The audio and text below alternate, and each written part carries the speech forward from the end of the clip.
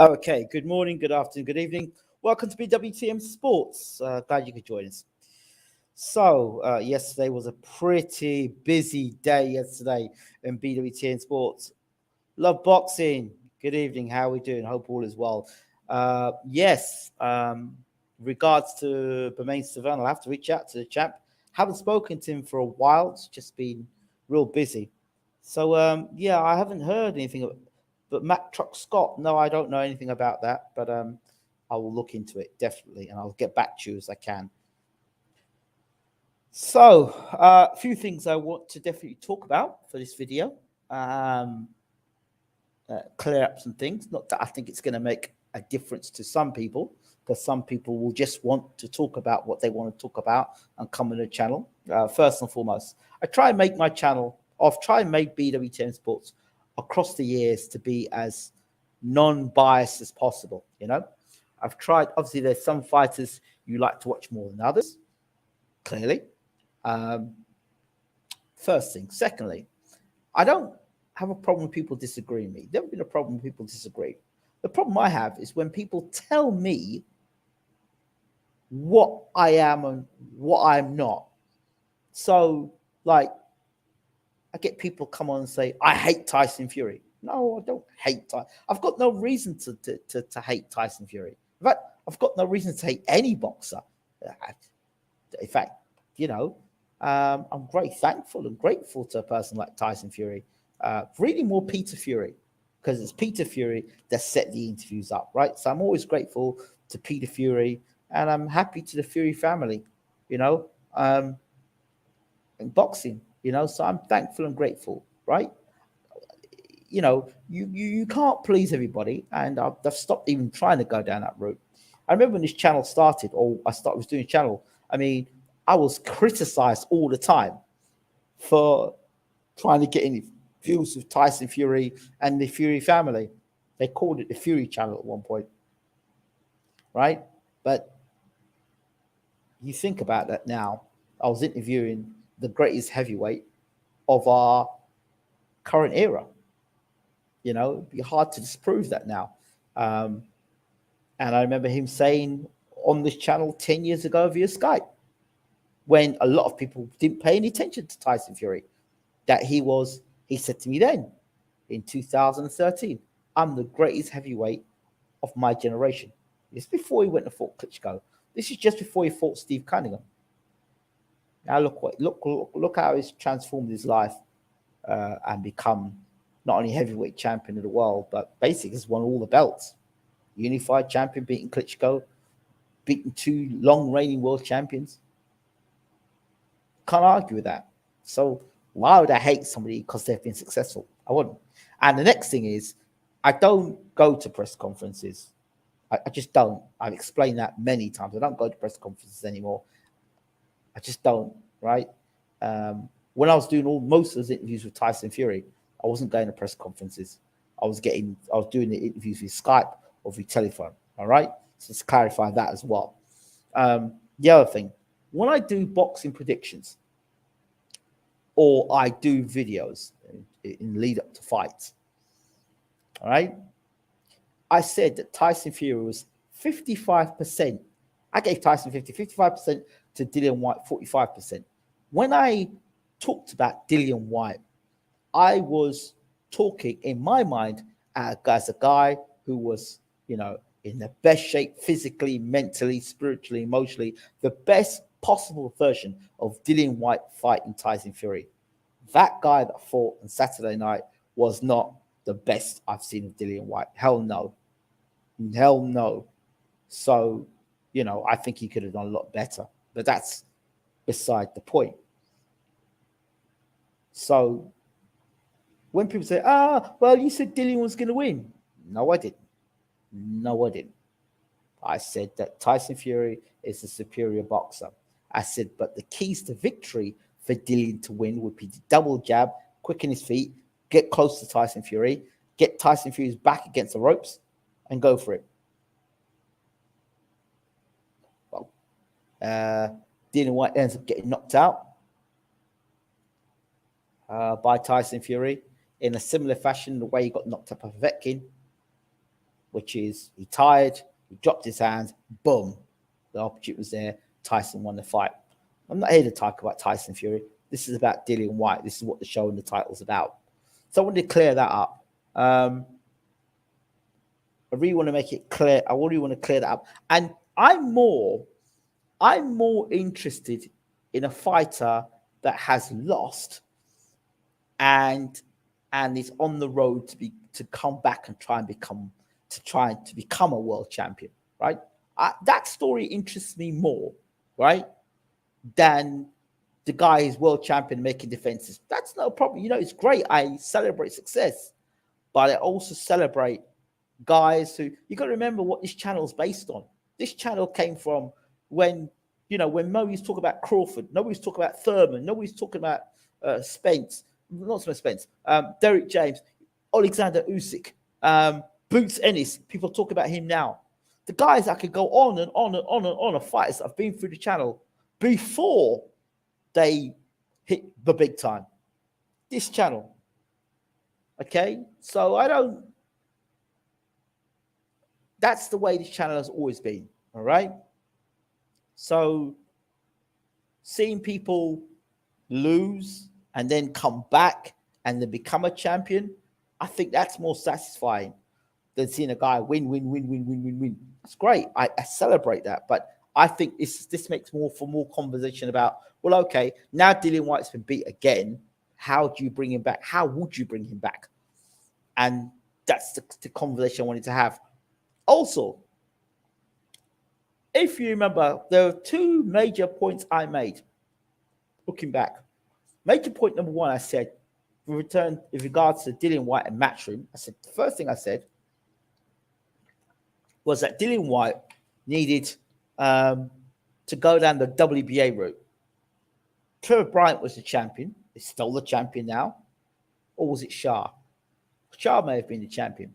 I said Dillian Whyte needs to fight himself into contention, get into that number one spot and fight the champion, which would have been Bryant or Shah.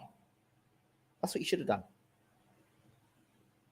And a fight against Bryant would have been more suitable for Dillian Whyte's style than fighting Tyson Fury or Deontay Wilder. Both guys are much faster with their punch. One's a better boxer, one's a devastating puncher. Both guys don't match up well for Dillian Whyte. And I always felt that going down the WBA route was the way forward, not going down the WBC route. 1. 2, I said the way Matchroom are going with them just really not looking after young fighters' careers, the amount of probably pay-per-view fighters they could have had now, had they looked after their fighters instead of this poor matchmaking, they could have been pay-per-view stars today if they were well marketed and well looked after. You think all the fighters have gone to Matchroom that jumped ship. I said to you guys about Warrington, I said if he goes to Matchroom, he's getting himself knocked out. I said if Billy Joe Saunders goes to Matchroom, he's getting knocked out. These guys all transferred to Matchroom, all getting knocked out. I said it, and I got a lot of stick on here from a lot of people that really couldn't see it happening. Now you look at the Matchroom sort of like fighters that are there, and you're really like pulling at straws now if you're saying that Conor Benn is the next global superstar coming out of their camp. It's nonsense because they haven't looked after the talent they've had there. And a lot of people now are thinking, I've got smart and thought, if I go with this guy, they're going to throw me in against with the Wolves. Right? So I spoke about this for a while. And if they don't like me, I don't care. The fact of the matter is I'm speaking truth, and they know I'm speaking truth. So that's that. As for Dillian Whyte, coming back to this, that's what I said. When he was going that WBC route and he was fighting Chisora again, and I'm thinking, well, it's like the road to nowhere. Road to nowhere. He'd have been better off fighting Anthony Joshua again because he knew Joshua well than fighting for the WBC Heavyweight Championship of the world. I've never believed that Dillian Whyte would beat Deontay Wilder. Never believed that. And I thought because Tyson style is now he is unable to move the way he moved against Klitschko. You look at the way Tyson moved against Klitschko.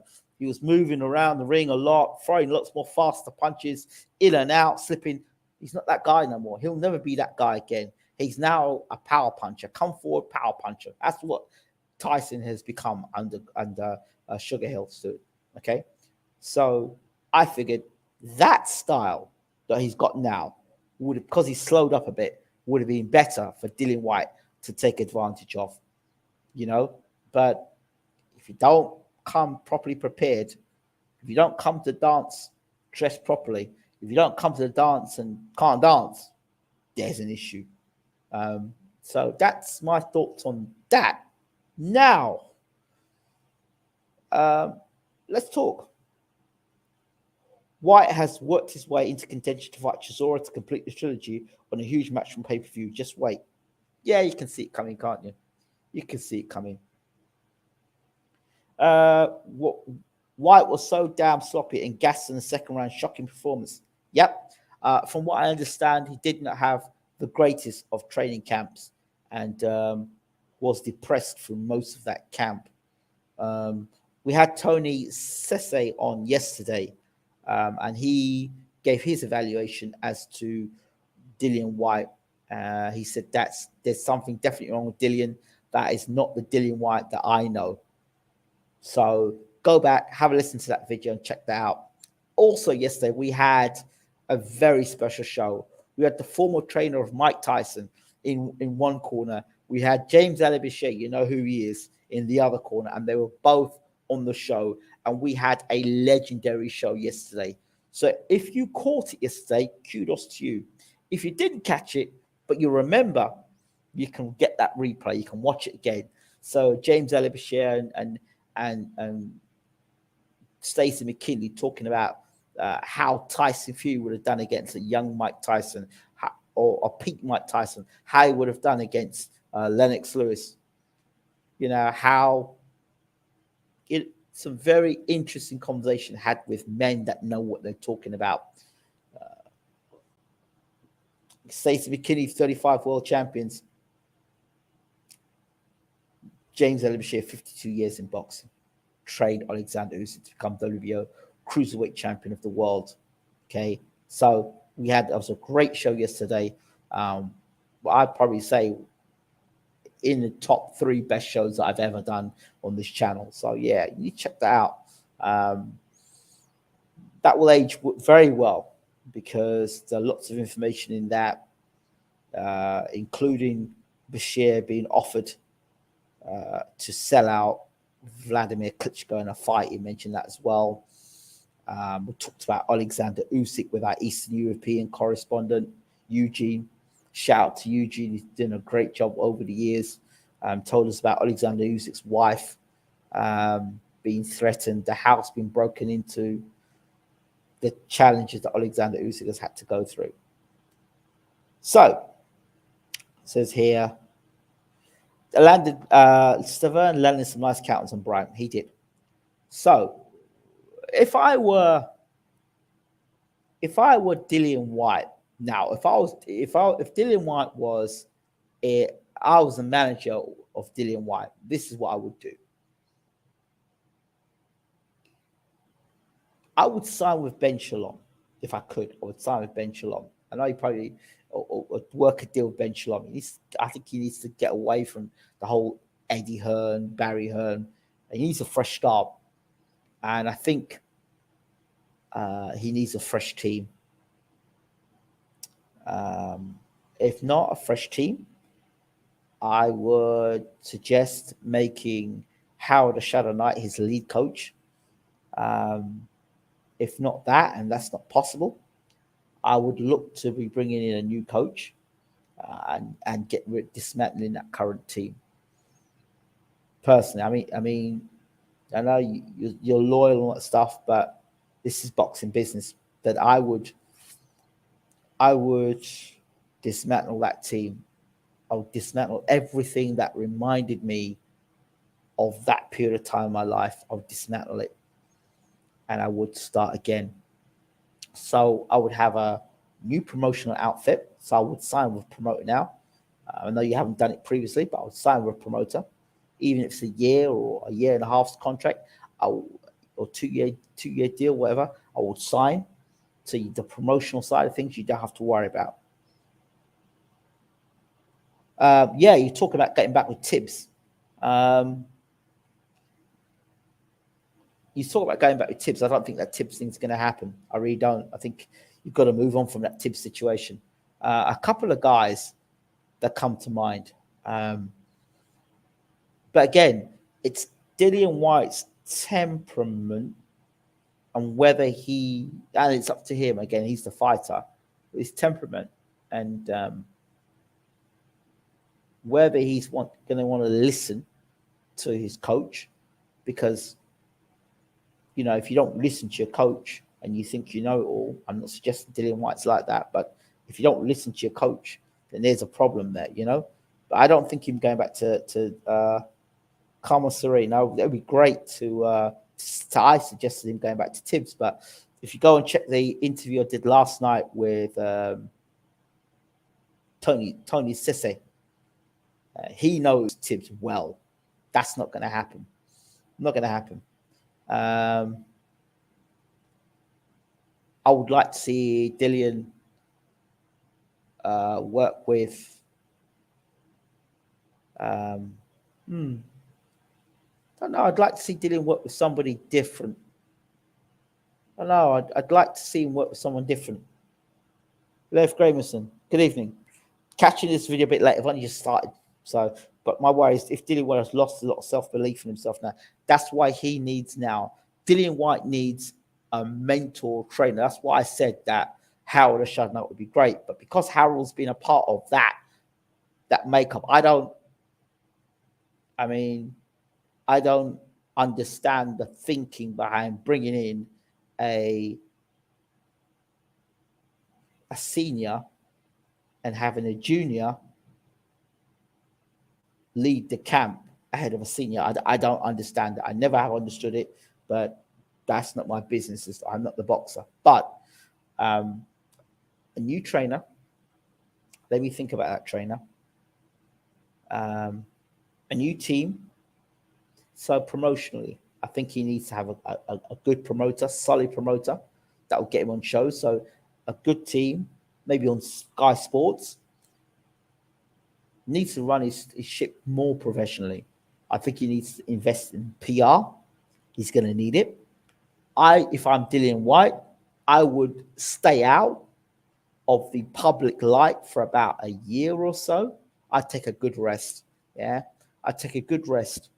I'd stay out of the public limelight for a while. Yeah, I'd stay out of it. Let the dust settle. Rest yourself up. Get good rest. Don't bring yourself on social media and stuff.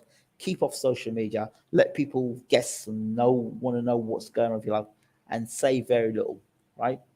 And then re-announce yourself with a new team, a new trainer, and then boom, head for it. And then get yourself into a fight that's exciting. I would not go for Chisora 3 fight, not yet. I really wouldn't go for Chisora 3 fight because that doesn't. And I would also make that trip to America now. I really would like to see Dillian Whyte fighting in America, and I'd like to see him going down the WBA route. Now he might be late with that now because if Daniel Dubois were to knock out Trevor Bryant, I still would go to see Daniel Dubois versus Dillian Whyte now, yeah? If Daniel Dubois becomes heavyweight champion of the world, right, the WBA, regular, I wouldn't mind seeing Dillian Whyte against Daniel Dubois. I mean, Daniel Dubois hits like a train, right? But I don't know how hard that Daniel Dubois hits against better opposition. And Dillian Whyte's punch resistance. With a new trainer, he needs to work on two things: balance and defense.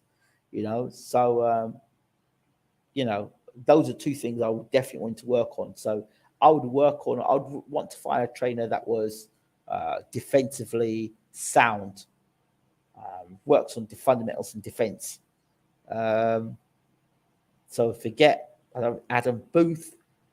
Adam Booth, yeah, for Dillian Whyte would be interesting. And I'll tell you why.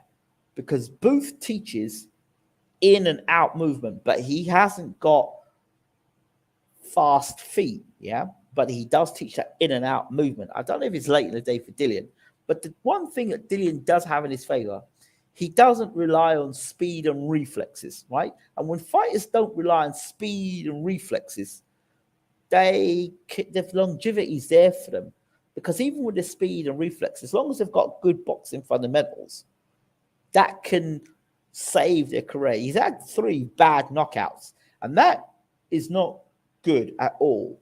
Those knockouts have been brutal knockouts. But let's not forget the guys he's been knocked out with. You've got 3 of the best heavyweights of that era he's been knocked out. He's been knocked out by Tyson Fury.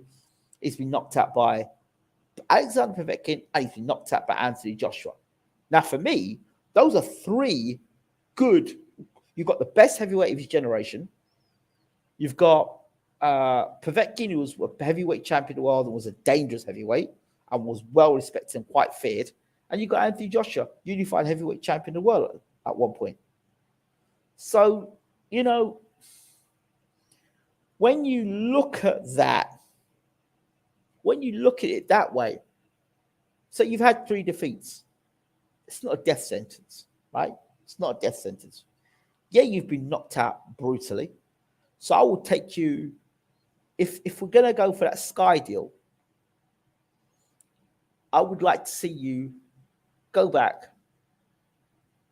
You're not an old fighter for sure, but I would even go as far as to say, take a couple of fights behind closed doors, meaning you're not out in the public in that way, and then build yourself up.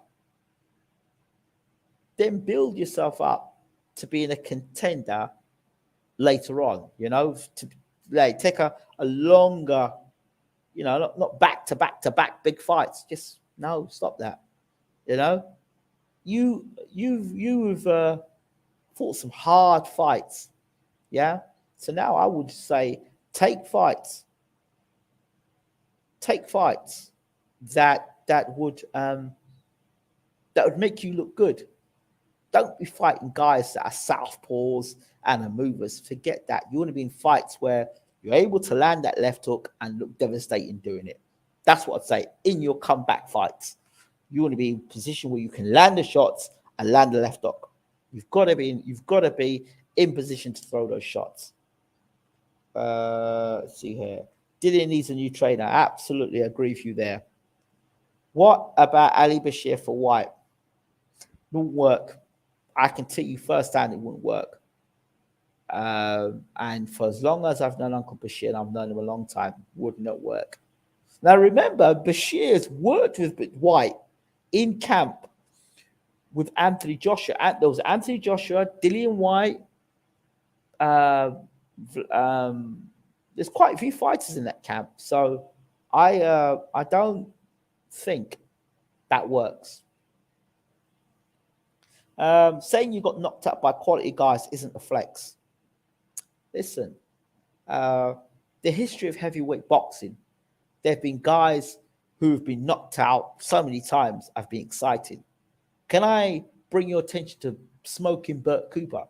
He's been knocked out countless times, but he always gave a great fight, and he gave guys like Evander Holyfield, Michael Moorer, gave them great fights. So not everybody can be unbeaten. Not everybody can be a great, okay? So there's space for people that are not great. So I don't completely subscribe to that. I think if you just want to focus on winners and focus on the top, then you know what? Those guys' careers are have been based on having to fight the journeyman, right? No journeyman, how do you start a career? So everyone's got to be somewhere. But the 3 guys Dillian Whyte's been beaten by are quality operators. That's it. That you cannot say those 3 fighters are not quality operators. You can't. History would argue with you on that. James Tully aged far better than Roy Jones. Exactly, because we're talking about now a guy who didn't rely on speed and reflexes, but good, sound, technical fundamentals. Good evening, Ingram. In my honest and humble opinion, Dillian needs to find a boxing trainer that's going to teach on his fundamentals. Just be talking about it. He cannot just be known for the left hook. Yeah, but I would also say that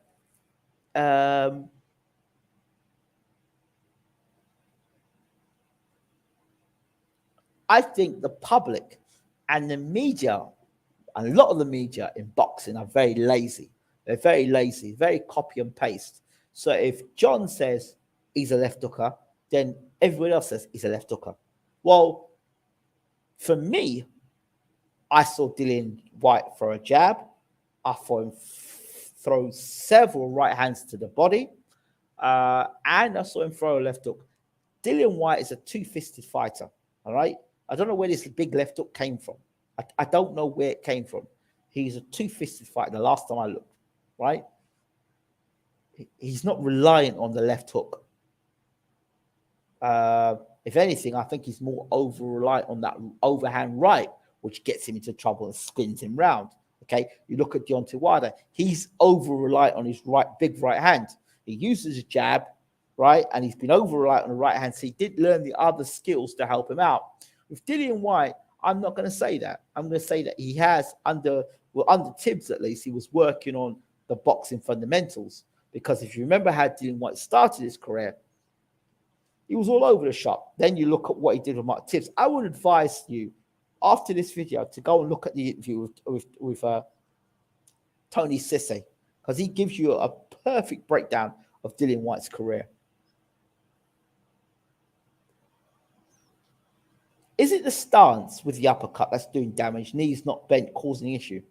If you look at the 3 times he's been hit with the uppercut, I would say he's exhausted mentally. I think A is a concentration issue with Dillian Whyte. There is something. If you fight the way you train, and if in training camp, the minute you get easily distracted, you switch off. Then imagine those 3 fights. First of all, the Joshua fight, he was injured, so he went into Joshua fight injured. We knew that going in. The Povetkin fight, he was winning the Povetkin fight. Lost concentration, dropped his hand, boom, left the uppercut. You look at the Tyson Fury fight. Look at how this similar way he got knocked out by Povetkin. Look where it was. Hands was down by the sides, open, uppercut, boom. It's a concentration thing with Dillian Whyte. He doesn't concentrate for 3 minutes of every round. I don't believe he does. And that's why he gets nailed with that shot. Concentration. Plus, I don't think he had a great camp. He's susceptible to the uppercut. Spencer Ferron highlighted the fact that Oscar Rivas dropped him in the uppercut. Listen, I don't need Spencer Ferron to highlight that. I highlighted it. He's vulnerable to the straight right hand. He's vulnerable to the uppercut. And I exposed that before the red alert video with Povetkin, saying this is where Povetkin's dangerous and this is where Povetkin would beat Dillian Whyte. And what he ended up getting knocked out with his back against the ropes. So, yeah, moving on. Dillian Whyte's key to victory was jabbing to the body, getting low and popping under the jab and staying to the chest. He tried this, but Fury locked him up and reset him. Dillian Whyte was not sharp. He was not sharp. He did not, as far as I'm concerned, he did not come out like a guy who'd been doing top quality sparring. He was completely off the pace. That jab was not sharp at all. It was dreadful. And as I said, the Tony Sesse interview would explain that to you all in further detail. Let me also bring in, let's hope that Jay Roos, if you're in the house, let me know. Dillian did the best he could, but Fury smartly locked him up, reset him, and then kept him on the outside, forced him to take risks that he did not want to get inside. Yes, but it doesn't help your bid to become world heavyweight champion turning southpaw the first moment the bell goes. Because, like I said, nobody who knows boxing would have told him to go out there and box southpaw.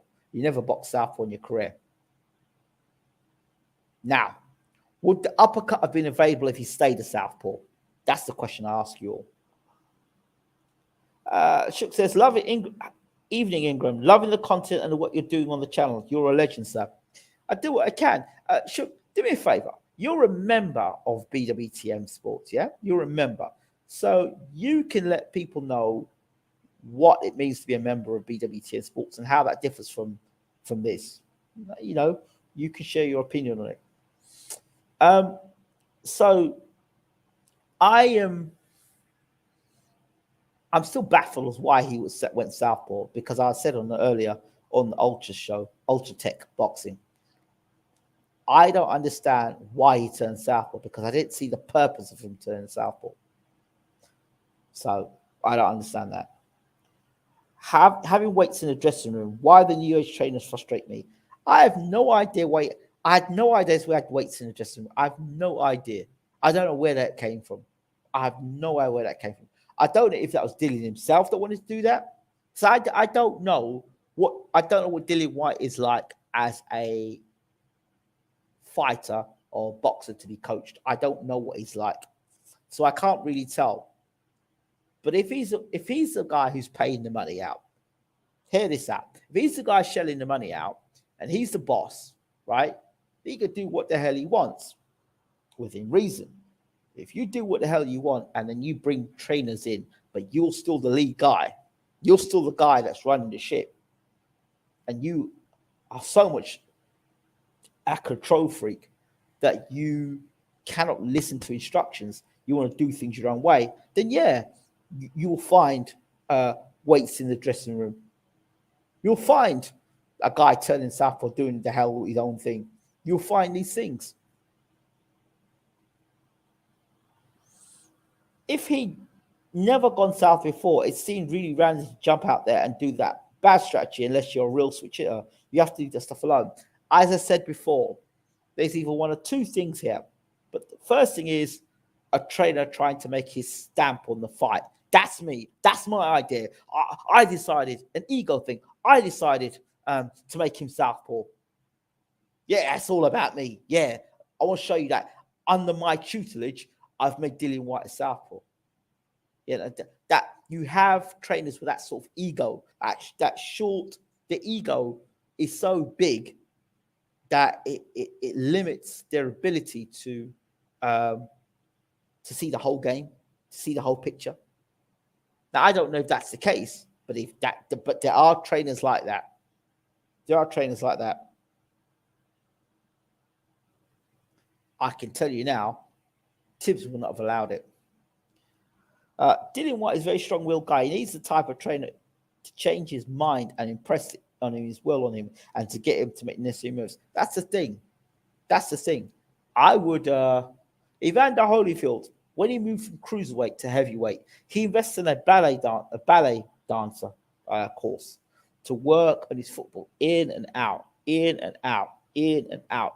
If I'm Dillian Whyte, if I'm managing Dillian Whyte, he's going to ballet school. He's going to ballet school because it's worth it. He's going to ballet school. And for the next year, he's working on getting his footwork right. Once you get your footwork right, once your footwork is solid, then everything else up top works, right? You've got to get your footwork right. So once your footwork and balance is right, your balance comes off your footwork, right? So I don't care how big a power puncher Dillian Whyte is. I don't care how strong he is. Once your footwork is on point, that allows you to get in and get out. It allows you to get into position to land shots. It allows you to get out of range and get out of position to range. So your footwork has to be on point. That's what you got to be working on, because that's an area of weakness.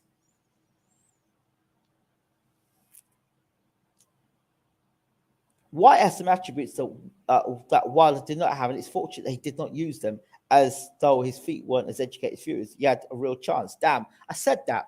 I said that Dillian Whyte, that is, he's a fighter, but I really think that the three areas, if you give me Dillian Whyte tomorrow, the three ends I would work at. I would work on I'll work at ballet. Even who I would go to? I'd go to Joe Joyce's trainer. What's this boy's name? This guy's name? Ishmael Salas. Ishmael Salas, because you've got Ishmael Salas, a guy who's got all that movement. Ishmael Salas working on Whyte's footwork, in and out, in and out, in and out, in and out, in and out. Because I think, Shuk says, people used to laugh at ballet. After Lomachenko, they all want to be a dancer. What a difference a 381 one amateur record makes. You know what? Evander Holyfield did it before him. So, yeah. Think Dillian has gone to Sky and gave them the interview. Also saw Eddie Hearn saying he thought Dillian lost every round. That's loyalty for you. Well, I think that Dillian Whyte's going to sign with Ben Shalom. That's what I think. I think he's going to sign with Ben Shalom. And I think that's a good move. Big up Ingram. Whyte had a Tesco budget training camp. Approached this fight like a clown. Xavier Miller is an absolute amateur also. Well, you said it. I didn't. Lev Graveson, answering a question about why BWTM members are members. For me, it is simple. I get to listen to some of the Hall of Fame trainers and ask them questions. The biggest names alive today. Yep. People who are knowledgeable in the sport of boxing, and I'm not disrespecting anyone here, watch something. I did an interview 10 years ago about Deontay Wilder getting knocked down by Klitschko in sparring. People were looking for that interview. That was on BWTM. The amount of interviews that people have ripped information off, the amount of crossovers we've done, the amount of, I'm not sure how many channels can say from their living room they get a telephone call from Muhammad Ali's brother. If you just go for the back catalogue of stuff, but, it is what it is. It is what it is. Thank you. I really do appreciate that.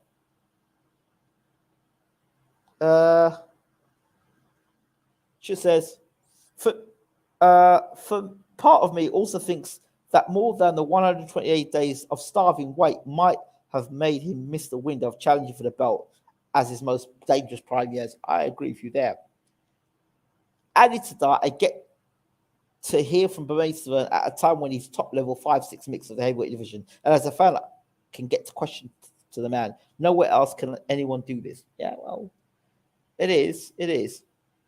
Yusuf Kamari looks talented. We'll be interested to see how Xavier does with him. I think Yusuf Kamari's got beat recently, to be honest. BWTM to me gets me regular access to the best, and I can attract of boxing's brightest minds. That's what it is. It's not a fanboy channel.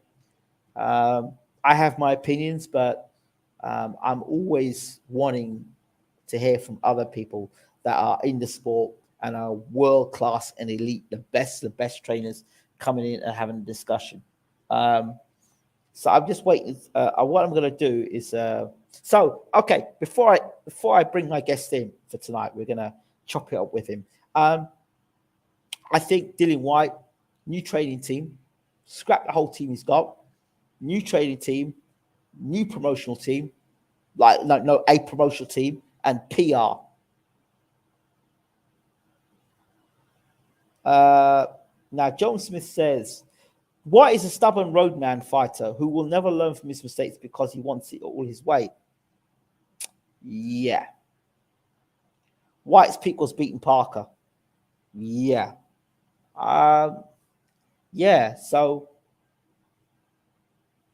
I think with careful management, get him into that WBA mix, get one more shot at the at a world title shot, at the WBA title. That's what I think. But would you still have Whyte training in Portugal if you had the head coach position? No, absolutely not. I'd move him out from Portugal. I'd move him out from Portugal. I would. The hot weather might suit him. That might be a place we can go and relax and chill and get away. I'd actually like to see Dillian Whyte working even. I wouldn't mind seeing Dillian Whyte going to someone like Cuba for the footwork, for the movement. Yeah, that Cuban boxing style. I'd like to work on it.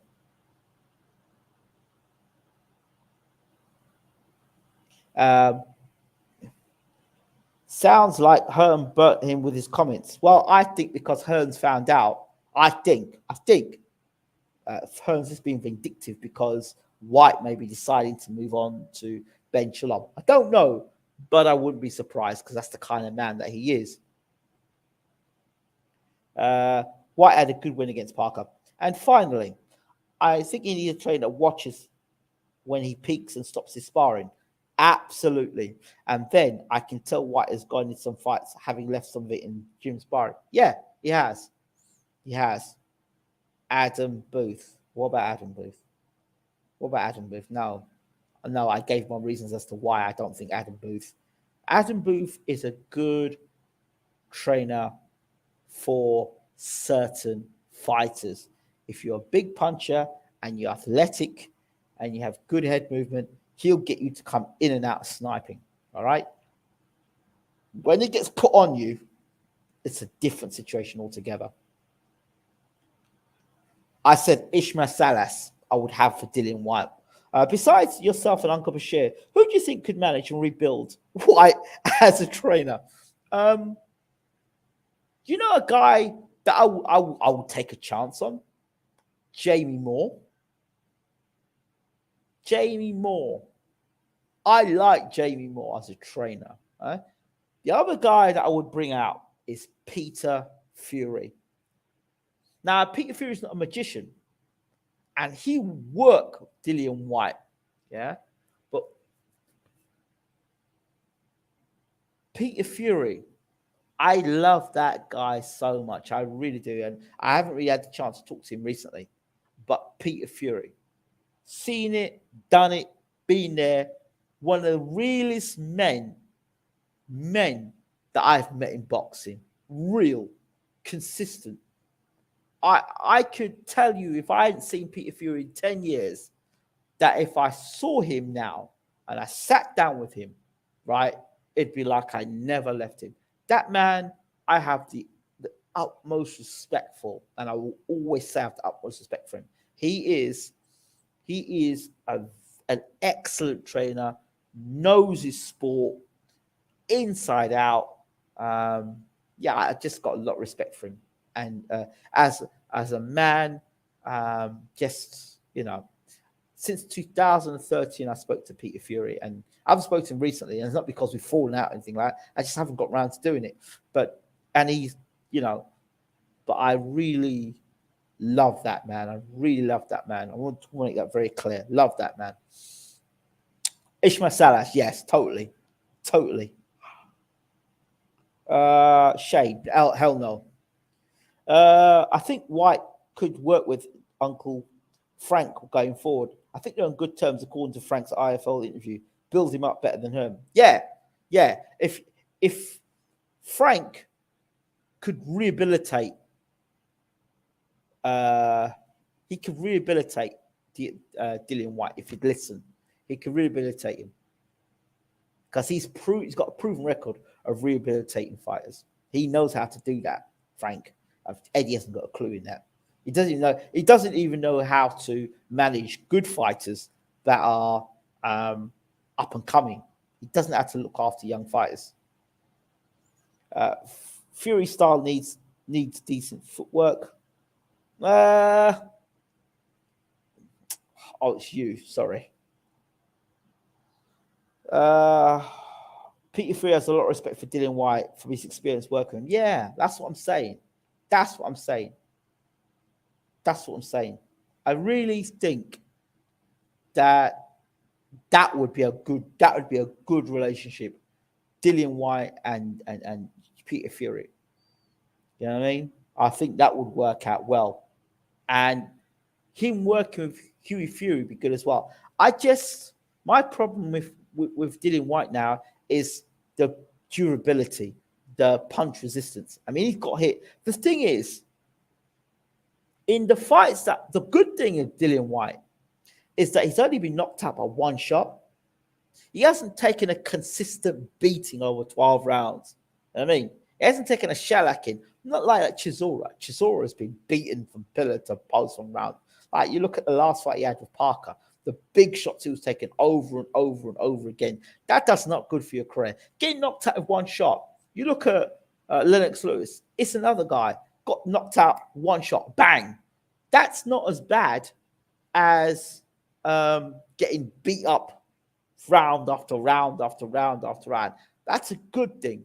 But the way he's been knocked out, his head's hit the canvas, like that, so dramatically 3 times, that's got to have done, that's not good. It's not good.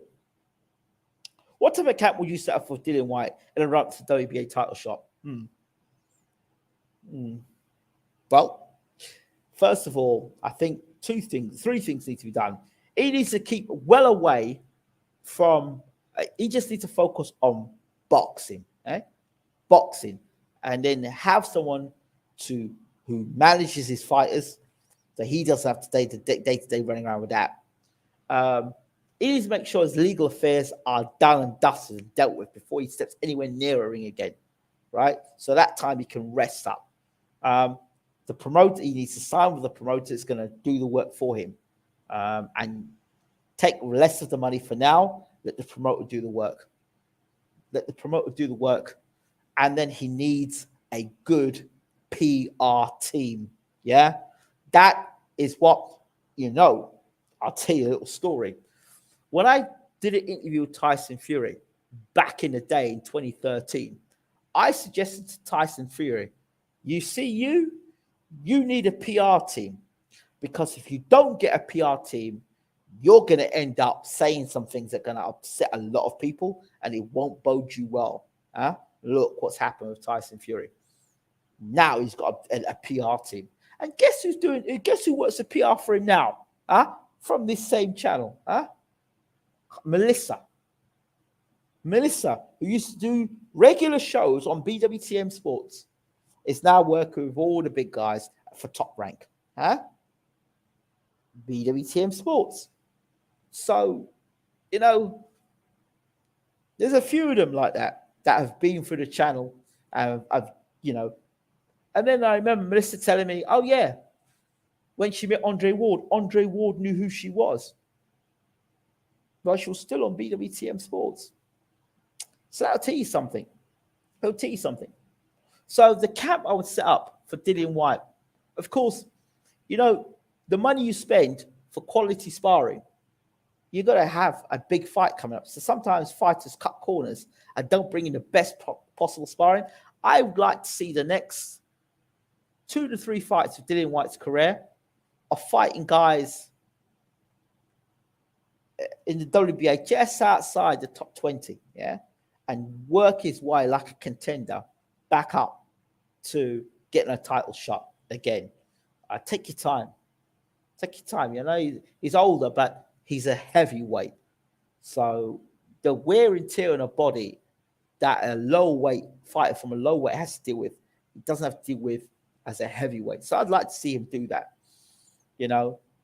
Maybe 2-3 fights that are not going to have too much taxing, not too taxing, but guys can go in, work on some new things, work on his footwork, work on hand placement and foot positioning, working on that jab, all those things, yeah. I would like to see him doing, working with a coach and making improvements and working that route to becoming a champion and building fan base on the way to trying to go for the heavyweight championship of the world again. I'd like to see that.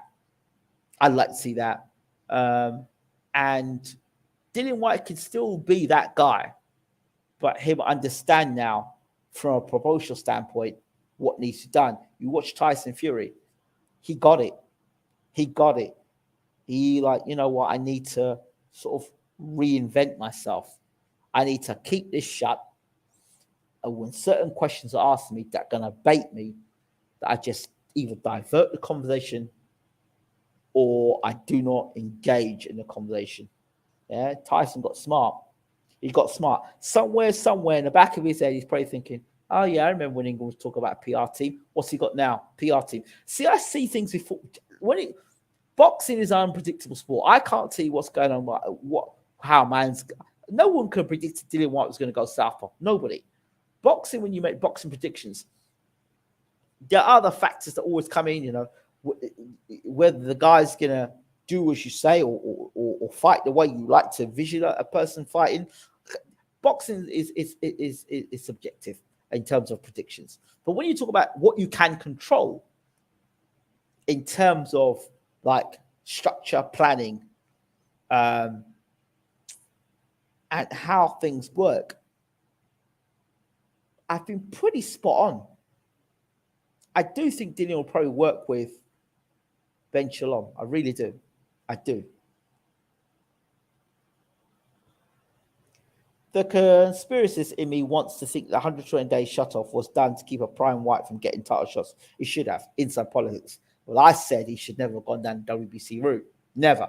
I said when he fought Chisora for the second time, it's the road to nowhere. I said, where are we going with this? See you, I'm sick and tired of you. Actually, I'm fed up of you. I actually am fed up of you. I'm fed up of you. I've absolutely enough of you, to be honest. Get out of the room. Don't come back. As we go.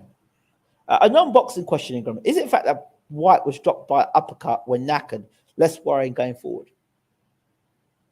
Yeah, I think it's a concentration thing with him. I think it's concentration.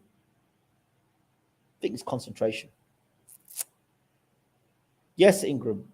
You're right. WBA route is the best idea. Well, it was always the best idea because now he could be challenging Trevor Brighton for the heavyweight championship of the world or Manwar Shah. A fight that I would still want to see, the Mace of Dillian Whyte. Melissa, BWTM.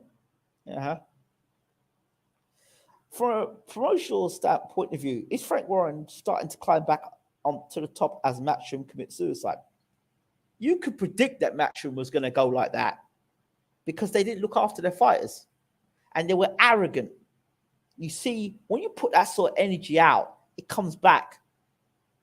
And they're not going to stop. They can't stop Frank because Frank is a better. If you want to have a long career in boxing, if you want your career looked after in boxing, you got to Frank. If you want quick cash and to get battered, go to Eddie. That's it. I've said it. So when people say Eddie's better when it comes to promotion, but he's better to promote you getting battered. But where you go to Frank, he's more likely he'll promote you and he'll get you the fights necessary. Eddie, let me tell you something now. Could Eddie Hearn have done the same job with Frank that Frank did with Tyson? Hell no, he couldn't. He could not. Say, oh yeah, Eddie would have done a better job. But you see, Tyson can fight. When would Eddie have stuck? When would Eddie have stuck Tyson back in with the Deontay Wilder fight? Eddie, if you look at how Eddie's looked after other fighters, the track record isn't good. I'm not slagging Eddie off here. I'm just talking facts. Look at how he handled Anthony Joshua. Just a mess. Absolute mess. I think Frank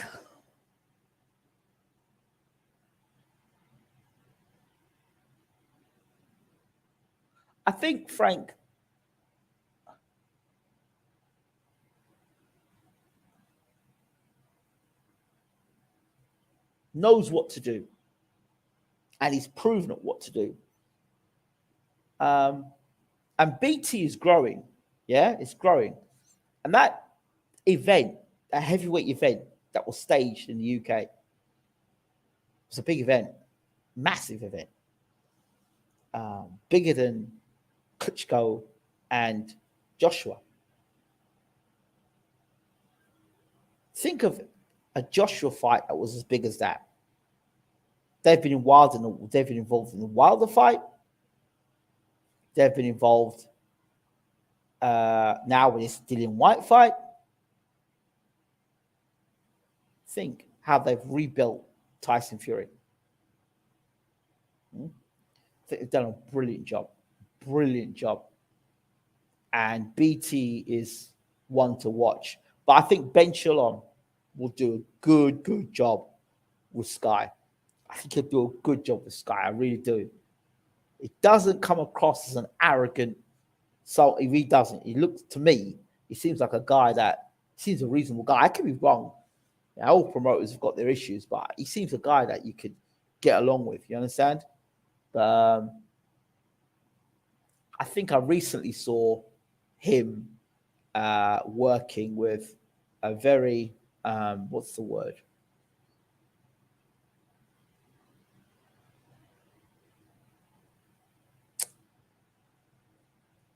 How do I describe the individual?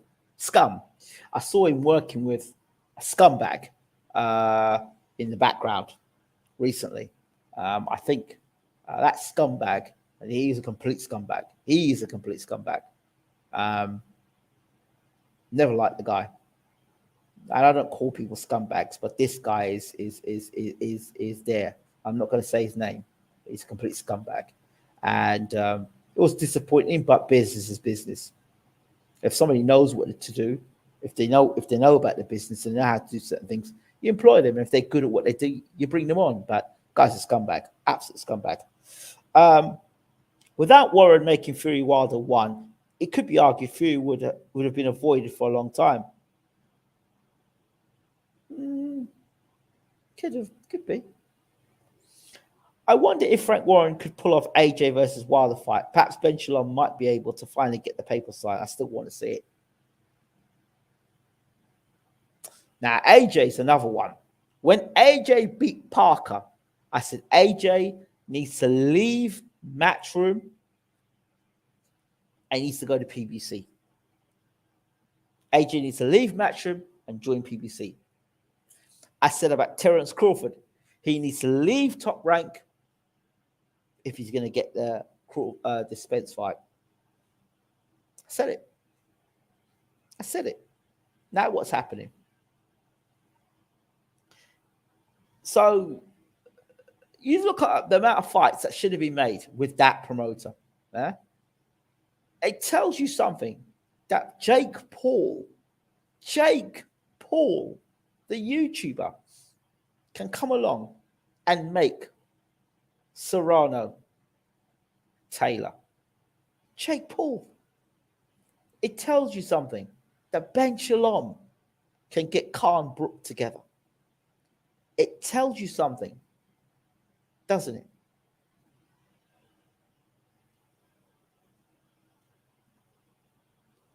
So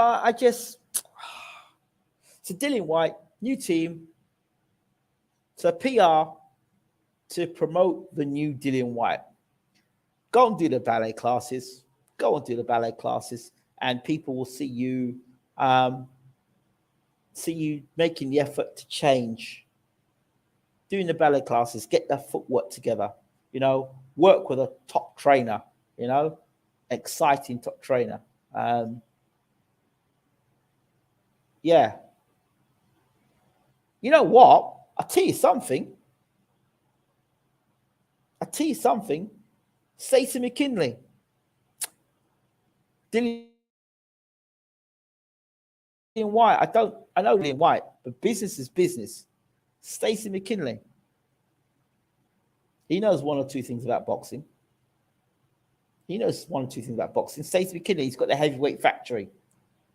I don't know if he would take him on because of the whole thing with the WBA champion. But yeah, Stacey McKinley. I think they can maneuver White. But I don't know. Maybe I'm talking up my ass. This is why I respect you, Ingram. You don't suffer fools lightly, including myself. No, I'm not. Did you predict that White would win? Did you watch the video? No, I didn't predict White would win.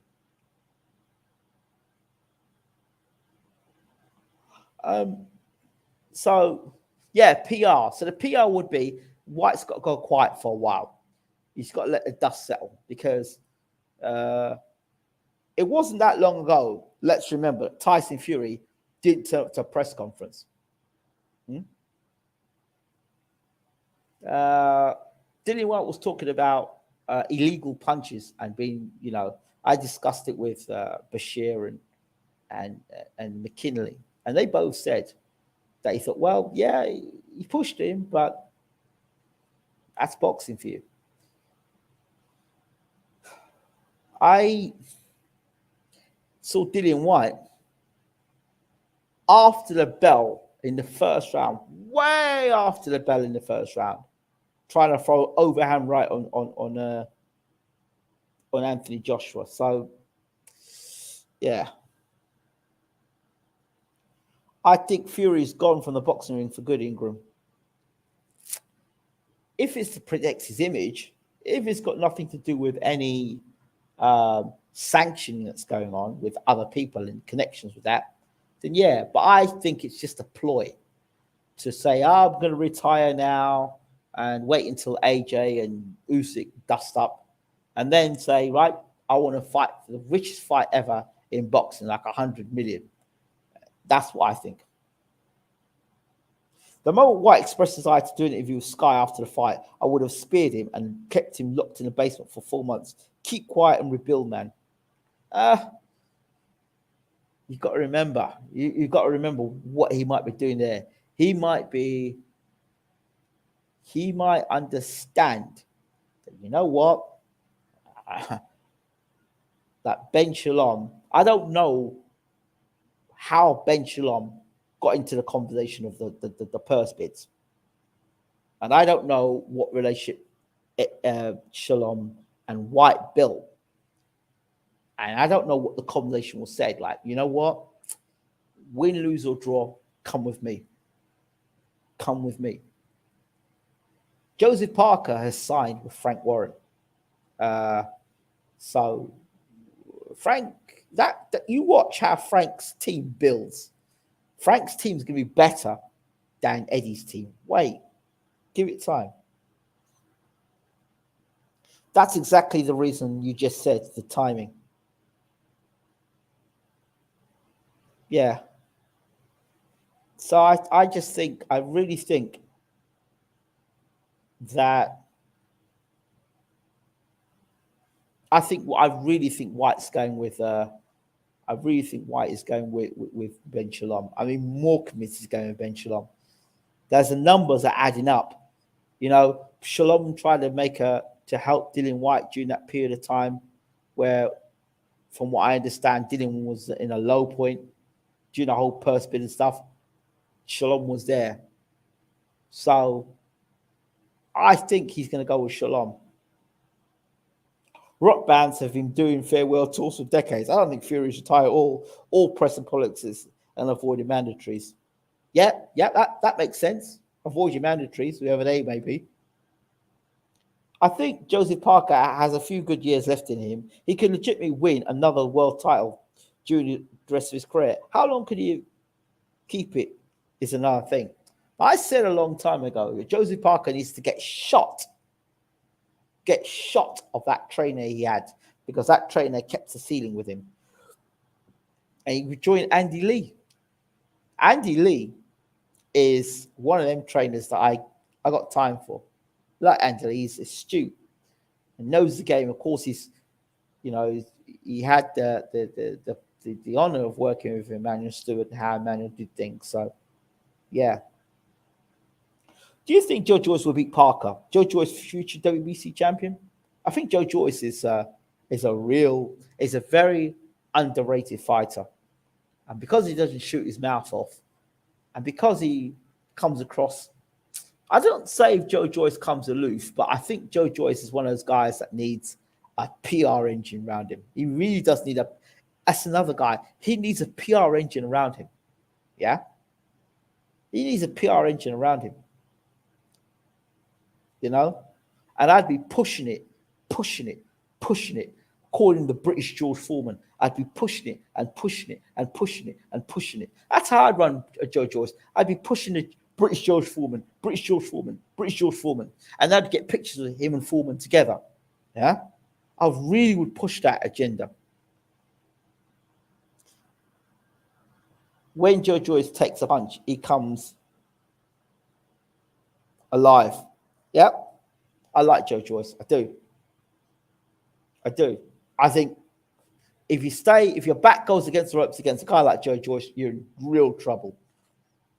If your back is against the ropes against a guy like Joe Joyce, you're in real trouble. That man hits hard. I really do like Joe Joyce. And I rate him highly. And I think a lot of people fall asleep on the negative stuff they talk about him. I assure you, if Joe Joyce was with Eddie Hearn, Joe Joyce would be the greatest things in sliced bread.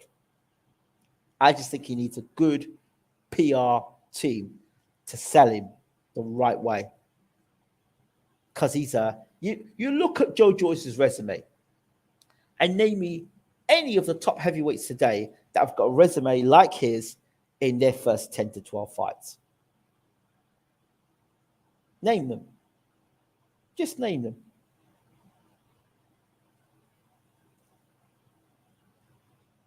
Just name them.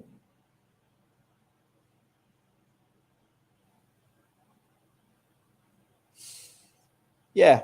So I think what I might do is do a video like I used to do back in the day and get a bunch of new fighters, select a bunch of new fighters, just like I did back in the day with Crawford and Thurman and Usyk and Boots Ennis and Tyson Fury and Bivol. And I think I'm going to go back. And what's this other guy as well, the cruiserweight? Just won by knockout the other day. I can't remember his name, British cruiserweight. And I'm just Thurman, Crawford. I really do think I should do that. The next phase of fighters, so we can have a bunch of BWTM fighters making their march on the world scene. I think I might do that. Might be interesting. Might be fun. I think I might just do that. So maybe 6 or 7 fighters that we can start to build a new story with. Yeah. That might be an idea. Might do that.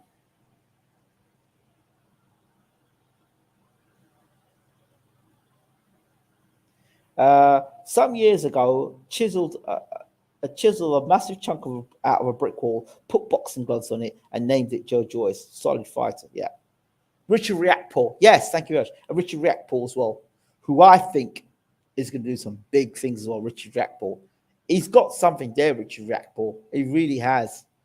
He really has. He really has. And if he's managed correctly and they pick the right fighters, and I say this because it's not about how good a fighter is. It's about timing and about who you're fighting, when you're fighting, in their careers. Because Frank is a perfect example of that. When you look at Costa Tzu, Frank, with Ricky Hatton, he picked Ricky Hatton to fight Costa Tzu at a time where Costa Tzu was still a bad man, right? And he picked Hatton to beat Costa Tzu because he knew Costa Tzu was on the decline. A lot of fight fans didn't see that. And it was a tough fight, but he backed Hatton to beat Costa Tzu. Gerard Anderson and Herkovich will have a better future. I don't know. I'm not sold on Herkovich. And Gerard Anderson, his D, I'm not question. I'm still D. Look, there's some fighters that are around today, and I've said it before. There's some fighters around today. Anderson, what's this guy? Haney, and there's another one as well. Where they are pushed up real quick. And they're showing you, Boots in this is the other one. They show you their attack, but they also show you how vulnerable they are in defense. So I would like to see Joe Joyce securing titles in the next year. His particular fighting style does not lend towards longevity, so to strike while the iron's hot. Yeah, but I agree. No Conor Ben, absolutely not. Sorry. My man, Jay Roosteri. Hey, what's up, buddy? How you doing? Bro, it's all you. Good evening, everybody in the room. This is Jay Roosteri. If you haven't seen him before, check out his YouTube channel. All-time great. Yeah, appreciate that. We're gonna go back to his all-time great thing. Is the all-time great Tyson Fury thing.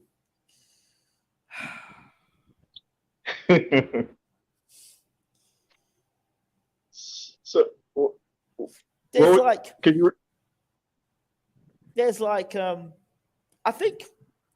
think if he beats Usyk and he beats Joshua, yes. Yes. Then you'll give him the all-time great stamp of approval. Not the greatest of all time, no, but one of the greatest, yes, but not the greatest. Not the greatest. Yeah, not the greatest. What in the world was Dillian Whyte doing, man? I don't know, bro. I understand that his training camp was garbage and he was depressed. Wow. I know. That's what I heard. Just the way he was throwing punches looked kind of amateurish to me, like the way he was lunging stuff. It looks worse because I don't think he had the training camp he should have had. I don't think he had quality sparring in. I don't think he put 100% into this fight. His jab didn't look sharp. He didn't look sharp. No, not at all. What the hell do you coming out southpaw for first round? Can you explain to me why he came out first round? Southpaw? Yeah, what was that about? I have no idea. And then Tyson Fury came out southpaw for the second round, and Dillian went back to orthodox. Yeah. There's a slight delay in what you're saying. You're looking like a Chinese old school movie where you're talking, but the words are coming out afterwards. So there's a slight delay. Technology, huh? Yeah. So I don't, bro. I don't know what Dillian Whyte was doing. I'm just talking about the future and what he can do later. Let me just put up. Yeah, it's there. Yeah. So go ahead. Let me know your thoughts. Yeah, I think he might want to, I don't know, reassess his career at this point because, like I said, I saw it coming. I gave Dillian the first round, but after that, like by the third round, I told I was on live with Andrew Tucker. I was like, I see where this is headed. It's about to turn into a clinic, and sure enough, I mean, it looked like Dillian just didn't know what to do. It's like he was trying to land a lucky punch, and that's not going to work against Tyson Fury. You got to have a strategy, and you almost have to fight the perfect fight against Fury. This dude is like. He's a monster to try to handle. I mean, the height, the size, the ring IQ. I mean, it's almost like only he can beat himself, outside the ring. If he I agree with you. Did you see a double jab from Dillian Whyte? No. Did Fury's back touch the ropes? Let me think. Did his back touch the ropes? I think maybe a couple times. Several occasions where he's back. Fury back to the ropes, right? That's where Whyte should have jumped at him and hit him everywhere. Body, elbows, neck, just throw punches. But you can't do that. And this is where I say that he didn't have a proper training camp. You can't do that if your fitness levels are not there. But if your fitness level is there, you can go 12 rounds and your back touches rope, you're having it. You're getting it. You're getting it. You are getting some ropes. It's game on. It's my fight. But let him move across the rope. Let him when his back was against the rope. Just allowed him to move from left to right. And Billy just right. I didn't understand it. Yeah, he looked like he was totally like he had never watched footage of Fury before. He looked like he didn't know what He Fury didn't. was about. He didn't train. I did that. Now I keep hearing people say about the reach. I think people need to go back and watch that fight. Wow. White was in position to throw punches. So if he was, it's like, and I don't understand this. If you can land body shots, and he was landing some big body punches on Fury, right? If you can land Yeah. body punches, you can hit Fury, right? Right. So he could hit Fury. So all this crap about, oh, well, he hasn't got the reach. He was able to hit Fury with body shots, right? Right. So if you can hit Fury with body shots, if you can hit and Fury is moving away, and he was still hitting Fury with body shots. Yeah. So if he didn't touch Fury, then I would say, yeah, you know what? Fury's length was too long, and White couldn't touch him. But White hit him. Right? You ever seen them cartoons where the guy puts his hand out and like the little person's trying to throw punches? Oh yeah, where they hold their head. Yeah. Yeah. That is what people think happened in the fight. Yeah. That didn't happen. No. Because at no point in time in those cartoons does a person actually land punches. They just say, look, I'm the bigger guy, I've got control of you. That didn't happen in that fight. Dillian Whyte threw punches that landed on Tyson Fury. He landed the body punches. So I don't subscribe to the reach thing, or he couldn't get to Tyson. I think that he didn't have the training camp he should have had. I think also because if you're fit to fight, what I mean fit to fight, you actually have the stamina. You've invested in training. You have the stamina to do the 12 rounds. Right. So I've experienced boxing when I've done the runs, and I know what the runs. I know I've put it all in, and I know where I've trained, and I've been messing around with my girl and arguing with my girl and spending more time with my girl than I am the gym. Yeah. So then you box differently. You're like, okay, I've got to pick my shots here. I've got to pick my shots when I'm throwing these shots. And I can't throw the shots. I can't engage too much. I've got to pick my, but when you're fit, you're like, right, I'm on the jab, bang, bang, I'm going to throw my jab. I can move. I can do what I need to do. But when you very much thinking for the final bell, right? Okay, let me be here. I've got to do this. I'm going to do that. It's different. And I saw Dillian Whyte was a guy that had not properly prepared. I'm not taking nothing away from Tyson Fury. Tyson did what he had to do, but Dillian Whyte did not put himself in a position to win that fight. What was Dillian doing in his dressing room before the fight? Like he was doing dips and jumping rope. I'm like, what's he doing? Well, it's like I know dudes warm up by hitting the pads and maybe do a couple push-ups, but he looked like he was trying to do Did you see the weights Did you see the weights in the background? Oh yeah, weights in there too. Jesus, I thought I was looking for the Incredible Hulk. I was wondering if this. At one point, I thought, nah, is this the Dillian Whyte show? Is this a Dillian Whyte weightlifting show? Because I'm like, what is this? Right. I guess he thought, you know, if I look terrible in the fight, at least they can say I had a good workout before the fight. I mean, I've seen dudes warm up, but he was doing extra. I'm like, he's gonna be tired by the time he gets to the ring. And then they had like that. What's that? Yeah. Do you see what the skipping he was doing? Yeah. I mean, and then they had the walk. That ring walk was pretty long. Yeah. Yeah. I thought he looked funny when he was walking to the ring, like he was trying to get his legs underneath him. He was doing like a weird little trot. Don't know the way he came into the ring. He was wiping the ropes and he was doing the cross, and the energy was off, completely off. And he was breathing heavy after round 2. Yeah, he wasn't fit. He wasn't fit. Just think, he was going back and forth against Derek Chisora in a real ding-dong of a fight. Yeah, that was a good fight. Right. That guy was fit. He went ding-dong with Joseph Parker. He had a ding-dong with Rivas. Now, he was fit for those fights. Yeah. The Maris Vac fight he wasn't fit for. No.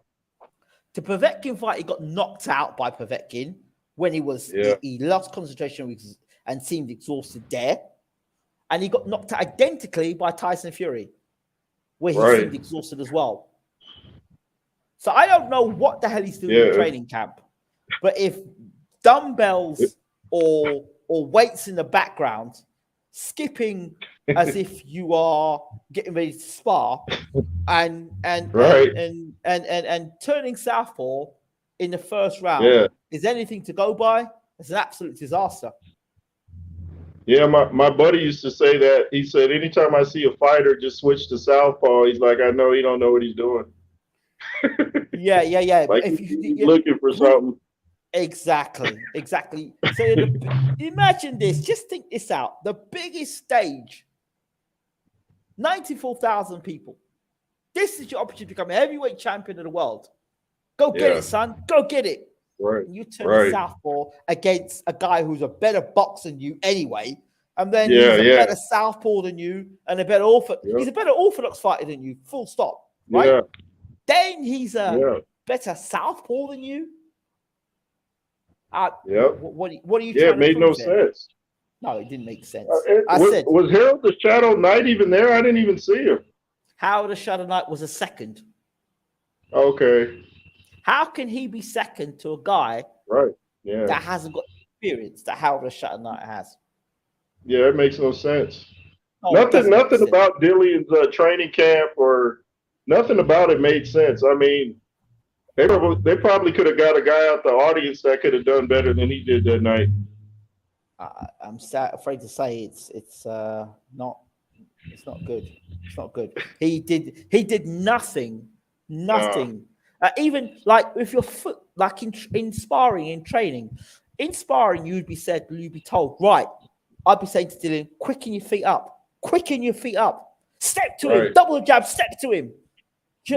I'd be saying that in camp to Dillian, step to him, and I'd be reminding him to concentrate. Yeah. There's certain things you'd say, like don't throw that freaking overhand right into, at least you know it can land. So the only time you throw that overhand right, the only time you throw that overhand right. Did you see how he threw the overhand right? It looked crazy. It's like he was throwing his overhand right like somebody in a tough man contest. I was like, what kind of right is that? Yeah, but that right hand should be thrown when the guy's back is against the ropes. And when you throw that right hand, you throw the jab to the body, jab to the head, and then you might throw the right hand over the top. Yeah. And then come back with a left hook. But why would you throw? But he started with the overhand right. That's what I mean. It's like he didn't know. It's like he was in the ring freestyling. Like he didn't know what he was doing. Like, let me just throw something and hope it lands. And that ain't gonna work against somebody like Fury. Fury looked like he didn't even break a sweat. That's why people don't understand. Because most of the people here, what they see is the fighter's going to ring. They might see like a glimpse of a guy. I mean, how much sparring footage did you see of Dillian Whyte? How many times did you see Dillian Whyte, the guys he was sparring? Who were the guys he was sparring? But you knew that Tyson Fury was sparring against, what's his name? Big Baby Miller. Yeah, Bacoli. He had 4 or 5 good sparring. And Jared Anderson, too. Yeah, he had good quality sparring. So we knew about that. We didn't know about Dillian Whyte sparring. So there is a difference between having a quality camp and a budget camp. There is a difference. And if people listening in or watching this show believe that you can get the same quality out of a budget camp that you can in a world-class sparring camp, they have got no clue whatsoever. You're right. You're totally right. No clue whatsoever. Yeah, especially at this level. I mean, when you're fighting at this level, you got to have everything precise. Your meals, when you go to bed, when you wake up. Yeah, you got to be disciplined. Look, it's like if you people say, "Oh, well, it don't matter what Dillian Whyte turned up. He would never won that fight." Okay, fine. Yeah, it don't matter what Deontay Wilder turned up. He was never going to win that fight. Yeah, but when Deontay Wilder had Tyson crawling on the canvas, people weren't saying it then, were they? You're like, Right. oh my God, yeah, exactly. Because Dillian Whyte, Right. because Deontay got a moment in that fight where he was able to get Tyson Fury squared up and throw the straight right hand down the pipe, which Tyson Yeah. didn't see coming. At no point in time did Dillian Whyte, he did throw a couple of straight right hands, Dillian Whyte, but he was nothing consistent in what he was doing. He'd have been better Yeah. off throwing straight right hands to the body.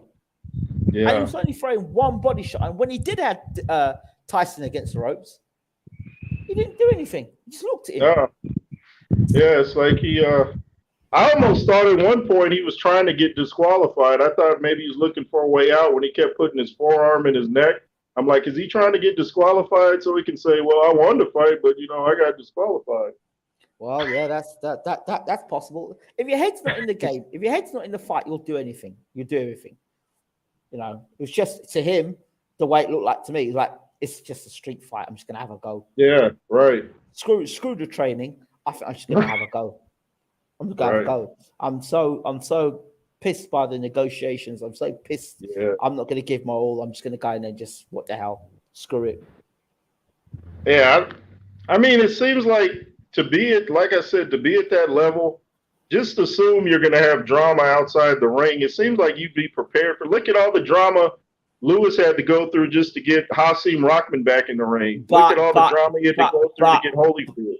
So you got to deal with all that stuff. You can't get so emotionally involved that it throws you off, and you're just like, I don't know what to do, because I mean that's how a club fighter would think rather than a contender. It's like Dillian should be above that. Who's running that camp? Who's running that camp? Who's running that camp? Who's running Dillian's camp?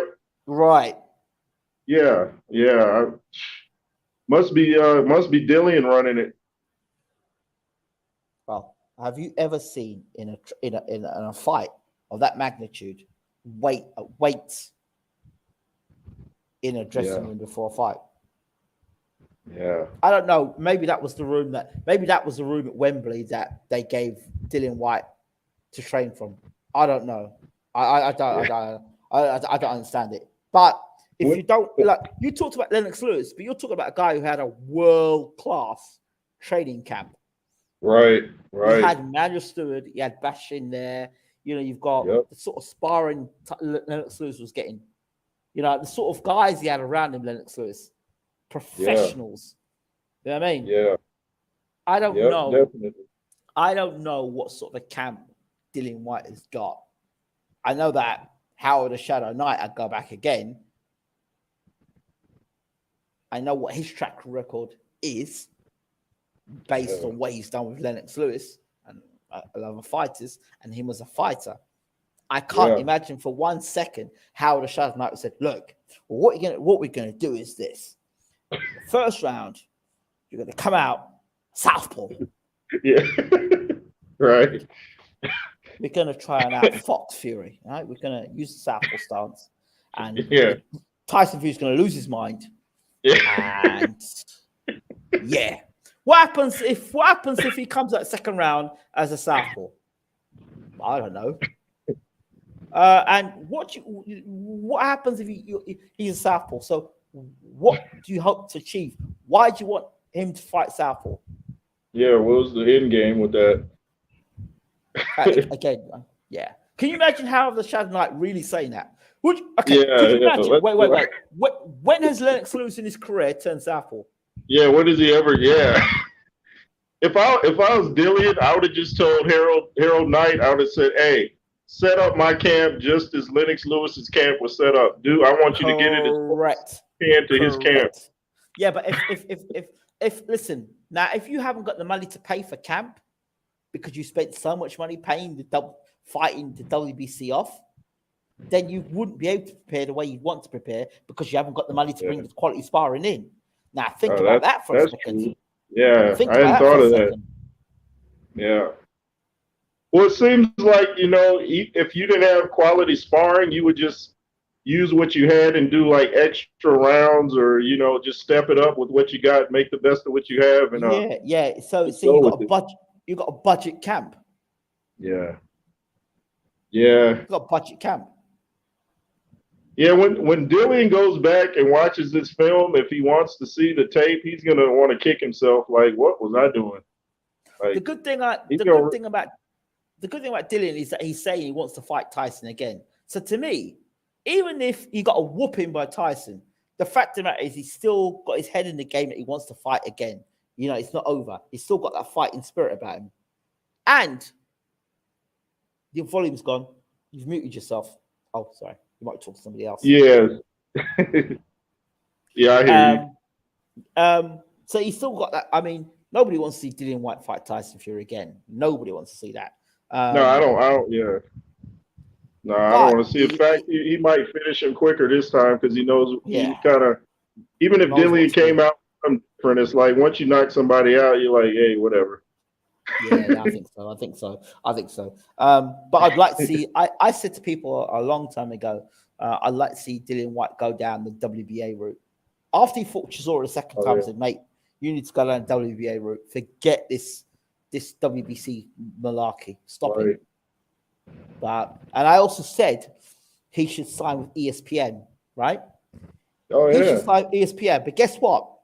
I was with Bob Arum. I said, "What do you think we should do? What would you do with Dillian Whyte?" He said he should come to America and he should sign with ESPN. Guess what? Guess who just signed with ESPN a week later? Who's that? Tyson Oh, Fury. okay. Yeah. Right. Right. So I could see it. I could see it. Yeah. I don't know. I remember hearing an old interview with Dillian where he said he used to promote his own fights and pass out flyers. I don't know if he's just used to doing his own thing and he doesn't know how to. Yeah. Roadman. That's what it is. That's roadman stuff. Yeah. But but it got him to that. He literally looked like he didn't belong in the ring. I mean, his punches looked amateurish. He was doing things with his defense, putting his left arm and right arm up. I'm like, this dude, he don't know what he's doing. Yeah, I just really think that he did not have world-class quality spot camp. I think he had some sort of amateur camp. Literally, I think he literally had an amateur camp. Brought a bunch of amateurs in, right? A bunch of amateurs that had about 15, 20 fights. He brought them in for sparring. And I noticed he looked really slow. Like when he would throw a punch, I was like, it looked like, really slow. That nothing would snap. That's timing, and that's what sparring gives you. Sparring gives you snap, and if you've not been sparring, you're off. Yeah. Even if you're off by a touch, you're off.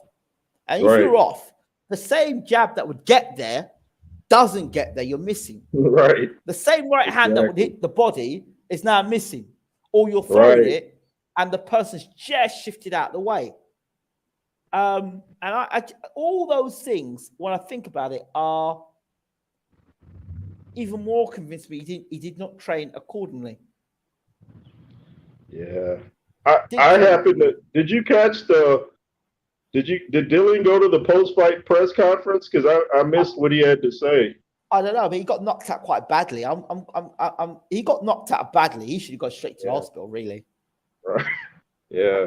I mean, you get knocked out 3 times the same way. The same way. Yeah.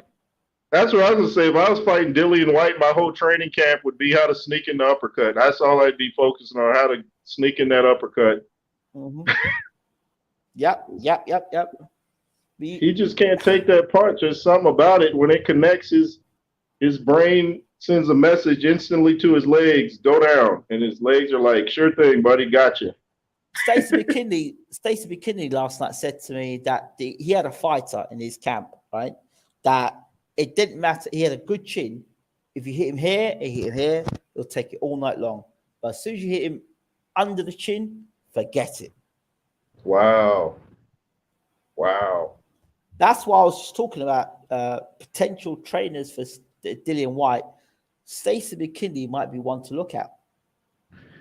But I do remember Stacey said he never thought much of Dillian Whyte, so I don't know if he'd work with him. Exactly. He didn't think much of Dillian Whyte. Good. So you're the esteemed trainer. You've got a heavyweight camp. Work with Dillian Whyte. Yeah. He's paying you in pounds and not dollars. That's the first thing. You know, it Yeah. adds a good look because you're working with a fighter that everybody kind of knows, even if you got starched. But if you could bring Dillian Whyte back on the right route to the heavyweight championship of the world, and he won a version of the heavyweight championship of the world, which is not impossible now. Yeah. If Tyson does retire, then those belts might be all up for if he decides to retire. Okay. Yeah. But the WBA belt, I've always said he should go for. I would go down the WBA route. Yeah. Yeah. Now, He should stay away from anybody like Fury or Usyk. Stay away from them kind of fighters. yeah. I would like to see him fight Trevor Bryan. You see? Oh yeah. That would be a good matchup, right? It's like you've got to. For me, like I said, I think he should go and do ballet dancing to get his feet, get his footwork right. Evander Holyfield did that, and get him to work with it. Holyfield did that. Yeah, huh? Holyfield, when he moved from cruiserweight to heavyweight, because he knew the big guys to get in and out, he took ballet dancing to get his footwork right. Wow. If you look at Holyfield, he used to have a little jig. When he used to say about, they call it the Holyfield jig. And he would jig. When Holyfield was in a rhythm, you'd see him, he'd start shaking and baking. Holyfield shake and bake, shake and bake, shake and bake. You'd see it, right? Yeah. And that's what Emmanuel Stewart called the Holyfield jig. He said, you don't want Holyfield jigging on you like that. And he warned Lennox Lewis about it. And I remember that was the second fight where Holyfield started to get close to Lennox because Lennox was using the jab. Much closer fight. Yeah. And he got close. So the Holyfield jig, all that stuff, the footwork and the calisthenics, strength and conditioning. Yeah, I think Dillian Whyte should invest in that. Whether he will or not, it's probably all fantasy. But whether he will or not, I don't know. But new camp, new team, move away from Portugal, and anything that reminds him of the time he struggled with the WBC, all that stuff, you can rent that gym out to somebody else and set up a new camp, brand new camp. A PR team, get promoted on Sky, and just be rebuild. Yeah, he's got to get that out of his mind. Like they say, boxing can be more mental than physical. And right now, it seems like something is wrong with his mind because he's just extra. I don't know. Like I said, he seemed out of character, even though I thought Tyson Fury did too. But he just wasn't being himself. He was just. It's like, I don't know, maybe he just wanted to get the check. I don't know. I thought he was broken personally, but I could be wrong. I saw something about Frank Warren was trying to hold Dillian's purse. Did you hear about that? Yeah, that's no surprise. There's no surprise. No surprise there, really. Hold on, I've got some questions here. When Nazim Richardson was training Steve Cunningham against Fury, he told Fury, "You're really, really big," as his qualified opinion on Tyson Fury as boxing and argument. Yeah, okay, I remember that. And then in the fight, before Cunningham dropped Fury, he told Cunningham to crack Fury when he let go with his punches. Wow, so he punched in between. Yeah. Dillian Whyte is Eddie Hearn belly dancing for Tyson Fury. So there are people suggesting that Eddie Hearn influenced most of Dillian Whyte's decisions. If he did, suicidal. Wow. The best training camp would still result in Whyte losing. Fury's a league above him. You don't get it. You really don't get it.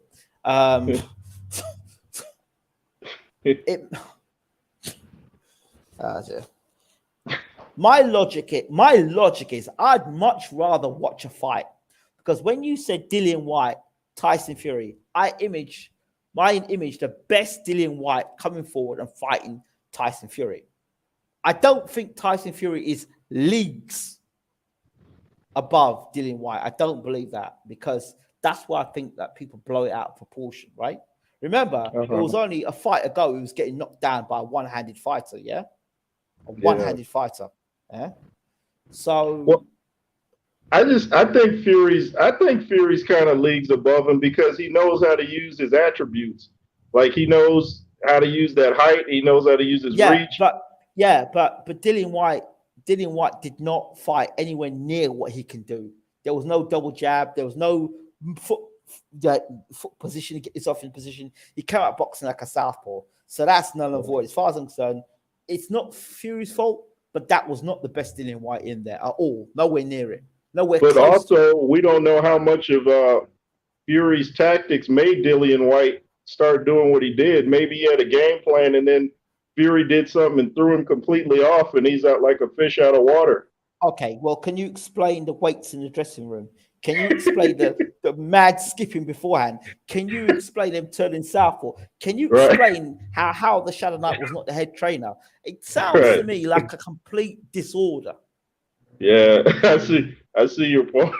You understand? So, I mean, of course Tyson Fury would be leagues above for a guy who's got a completely disorganized training camp and he's coming out of southpaw and he's got weights. I mean, he's like,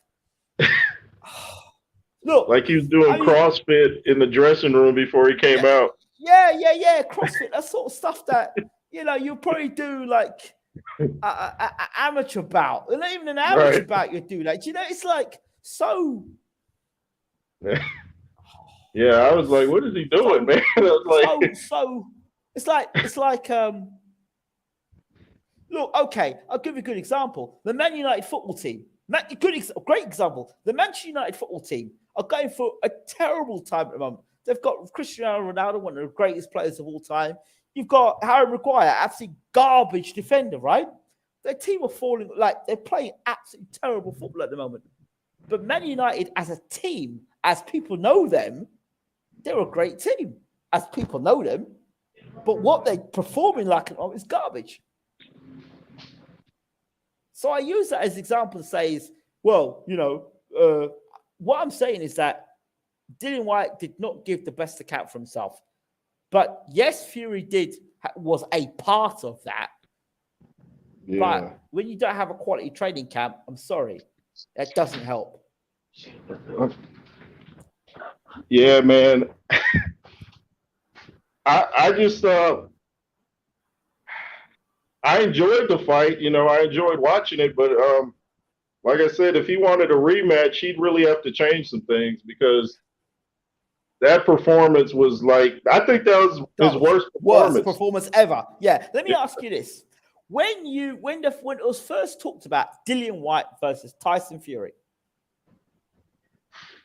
what Dillian Whyte were you expecting? I was expecting the Dillian Whyte. To me, he looked the best against Lucas Brown. So, like, I thought that's where he looked physically the best and looked the sharpest. I was expecting that Dillian Whyte. The one that comes in throwing all kind of combinations. Who was trained by Mark Tibbs, right? I think so. Right. So you've got the best possible version of Dillian Whyte, and that's the version that when we make predictions, we work with the best possible version of a fighter. Yeah. And that's what made the fight that interesting. Dillian Whyte had said, and this is why boxing people are kind of like on a different universe. If Dillian Whyte come to a press conference and said, you know what, I'm not in the best shape of my career. I'm depressed. I have really not spent no time in training camp. I've been training with amateurs. I couldn't afford to invest in the proper training. Yeah. Who's going to watch that fight? Yeah, right. Yeah, it'd be like $70. Nah, I'll wait for the replay. Yeah. I don't know, man. I think check this. If what's that?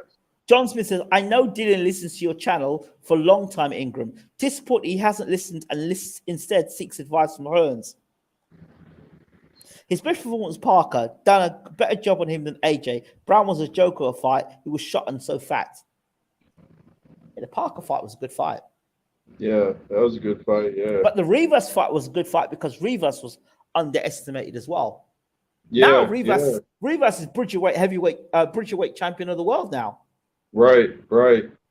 A division I don't like that division name doesn't have any type of ring to it. They need to change the I'm name a of that. bridgerweight. People be like, "What's a bridgerweight?" Well, it's between a cruiserweight and a heavyweight. It's the bridge between the two divisions. Yeah. But I think I in think, 5 years from now, that division is going to be hot. 5 years you from think now. so? Yeah, 5 years from now. Think I about think it. we got too many divisions, man. Junior this, junior that. I know. But think about this. You got the cruiserweight, you got the cruiserweight champion of the world, yeah? Who Yeah. goes on to become the bridgerweight champion of the world. Imagine how you go from the bridgerweight championship of the world to the heavyweight championship of the world. Yeah. That's 3 divisions across. Yeah. It's another historical thing, you know. I mean, yeah, I get it, I understand, you know, but the gap between cruiserweight and heavyweight is just too much. That's what makes Evander Holyfield a great fighter. I remember though, James Bashir said all his years working with heavyweights and cruiserweights, he said cruiserweights punched harder, and I want to ask him, like, why did he think that was?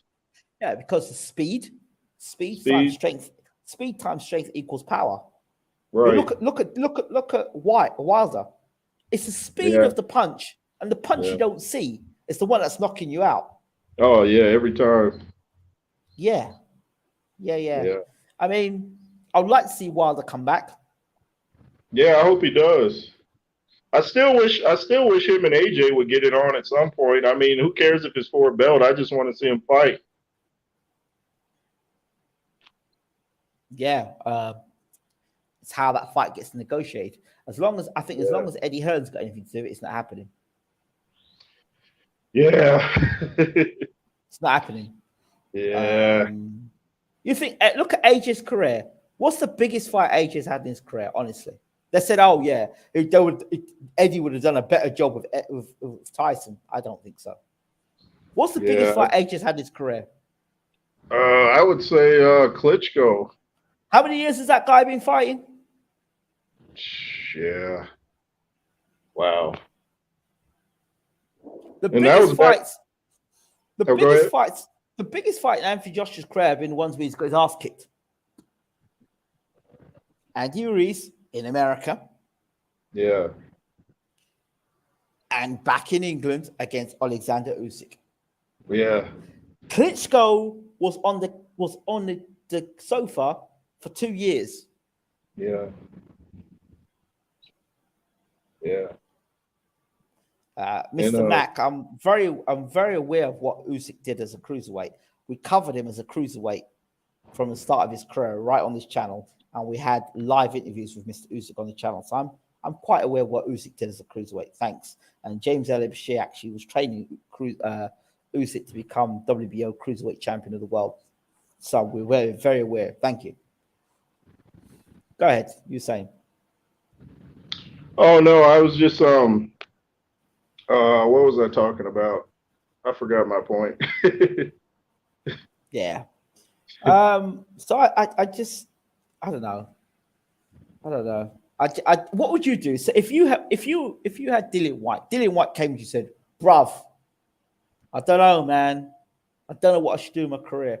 What would you do with Dillian Whyte now? Well, if he said he doesn't know what to do with his career, I would say, well, do you still have the same hunger to fight that you had years ago, or are you just kind of forcing it because you don't have an alternative? Because you don't want to be in there if your hunger's not in there, because you'll get seriously hurt, especially at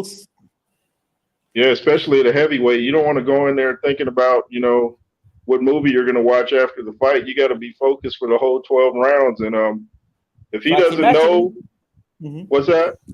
I can imagine him turning around saying, "Listen, I just want to fight, man. I just want to fight. I mean, but the business of boxing is what pisses me off. Yeah. The business and the politics. What he needs, what Dillian needs, because of his background, where he's come from, and being the man that he is, he's just taken all himself and dealt with everything himself, and he's had to watch his back with everything he's done. So when you're like that, you don't trust many people, and you want to give back to your community, and you want to give back to your people, but you want to be the man in control because that's all he's known. So when that's all you know as a man, then that's all you can really act out. Yeah. So the whole father figure thing, and I think Yeah. that he needs a buffer. He needs a buffer. He needs a guy that's gonna say, "Listen, I'm gonna deal with this shit. I'm gonna take this shit. You fight, get in the Yeah. gym, train. I'll deal with your Right. affairs. I'll make sure you get a good management team to look after your fighters. You don't worry about that, right? And we'll make sure you get paid and your fighters get looked after. That's it. Right. We're going to get a PR team. You will show up. I know you're a professional. You will show up and you're going to change some things because they don't work, right? So we need Yeah. to get a PR team in, right? And you're going to have to humble yourself a bit now because you've got knocked out 3 times with the same punch, right? And we need Right. to rebuild your career, all right? Yeah. Whoever you have in as trainer, value them. Yeah. Value them. How you can have a top trainer like Howard the Shadow Knight as your second. Yeah, that makes no sense. Right. So, you need to find either if you either carry on with Howard, you bring Howard the Shadow Knight as the chief. I don't think that works. I don't see how that works. Listen, Well, Dillian has an odd way of looking at things. I remember when he said he thought Holyfield beat Lewis in the first fight. I was like, wow. I mean, maybe you could say the second fight, but the first fight? Come on, man. No. So he has a weird way of seeing life, man. I thought Holyfield beat Lewis for the second fight, right? But I thought they didn't want another controversy, so they gave the decision to Lewis. I thought what Holyfield was doing was really sneaky. He would come on at the end of each round, so it's like he would almost steal the rounds. That's what they call that old manning. Old manning. End of the round, they call that old manning. Or when you land some punches, real quick punches, shoe shining. Okay, yeah, I've heard of that. Yeah. Shoe shine, where you throw a combination of punches. Yeah. And that's what he was doing. He would come on strong at the end of each round, and then he started the headbutting, which was hurting Lewis. Yeah. It's a good fight. I love the second fight. So Dillian needs a buffer. He needs a buffer. Yeah. I mean, I just wished he's got to change up or either retire. I bet now, wherever he's sitting, Dillian, wherever he's sitting there and thinking, shit. Yeah, I blew it. I could have gone down the WBA route. Shit. Right. I could have been fighting Trevor Bryant. Shit. Might have been for less money, but I wouldn't have got caught with an uppercut for sure. Yeah. I would have had to deal with Mauricio Suleiman. Yeah. And where did those countless pay-per-views end him? How did that help in his development to fight? Yeah. It did. Exactly. It did shit for him. It just took more and more out of his career. Yeah, it did. Yeah, it definitely did. Just rinsed him. And think of the psychological effect that's got to have to know you keep getting knocked out by the same punch. You're gonna go into the ring kind of leery, like, oh man, do I suck now? I tell you what, that Richard Riakporhe, who's he managed? He's managed by Dillian Whyte. Is he managed by Anthony Joshua? No, he's managed by Dillian Whyte. Richard Riakporhe. He's got a cruiserweight there called Richard Riakporhe. That guy could easily go on to be a heavyweight. Okay. He could go on to be a heavyweight. He could be a problem in the heavyweight division. Oh, okay. I have to check him out. I just had a thought there for Dillian Whyte. Dillian Whyte, now, if you're a manager, how can you advise fighters apart from, well, you know what? Don't do what I did. Don't do what I did. Yeah, right. Don't do CrossFit before you come out. If you think about it, if you put a buffer and you give Dillian, you get a PR team for Dillian, you get people to help him manage his fighters, right? And you get a promotion, a good quality promoter, right? And then all he has to do is focus on training. He's not in a position, all due respect to Dillian, he's not in a position to be able to miss training camps or skip training camps and skip days. He needs to be 100% or 150% on it, getting that footwork right, getting that defense right. You know what I mean? Getting that jab sharpened up. Yeah. So if he could just do that, he could. I believe he could be a much better fighter. I remember when Jessica McCaskill got beat by Katie Taylor, and I thought Jessica McCaskill beat her. Yeah. Yeah. And people were saying, "Yeah, Jessica McCaskill, she's shit. She can't fight. This girl going to become world champion." And there are people on this channel watching right now. I said Jessica McCaskill will go on to be world champion. Not only she became world champion, she became undisputed champion, and she went on and got and beat Cecilia Brækhus, right? Long reigning world champion, and went and beat her again afterwards. Yeah, and now she two-weight, undisputed one division, and had belts in the other division as well, world champion in another division as well. I think myself, sometimes you have to see, and you see her progression as a fighter. And I say the same thing with Dillian. This, for me, I'm more excited now for Dillian, the road back for Dillian Whyte. So you got you want to see how he, you want to see if he can bounce back from this. You've been knocked out. You've been knocked out 3 times the same. The greatest thing about Dillian Whyte, his situation, he's been knocked out, but he's not taken a whole heap of punishment. He hasn't got beaten up round after round after round after round. So I'd like to see him come back. I'm more invested now in Dillian Whyte than I was before. I was never a big fan of Dillian Whyte because I felt that there were things. I just felt there were just things he did that, like, what? Why are you doing this? Why operate like that? Why do you think that way? Why'd you do that? I don't understand some of the thoughts. But then I look and see who's behind or who he's associated with. And, that snake, this is what happens. Yeah. But I hope he's learned from it now. He's got some loyal people around him. Yeah. With those loyal people, but he needs somebody to sit down and tell him the truth and say, bro, nah. Yeah, he's got to have some honest people around him. No yes men. Yeah, but that's probably why he's in that position. And maybe he's had yes men, and yes men have, Yeah. And I think I know he can carry the weight, but I still think he's best probably at the lower 240s, not 250 anything. I think that actually may help his balance issues. Yeah, because he does have balance issues. Yeah. But if he's lighter, do you think those balance issues would be better? Yeah, I think he might be a little bit top heavy. So I think that's throwing him off. Yeah. His legs aren't, they don't really, his thighs don't really match his upper body. So that could be a real problem. I remember going back to my favorite fighter, Lewis said he found that with Razor Ruddock. He said he noticed when he got in the ring, the Razor looked top heavy. And sure enough, he fell. Yeah. The reason why I like the idea of talking about his comeback now is like, what can you do to change and improve? This is where you go back to Mark Tibbs again. I think Dillian's decline or downfalls when he left Mark Tibbs. If you think about what he did, he left.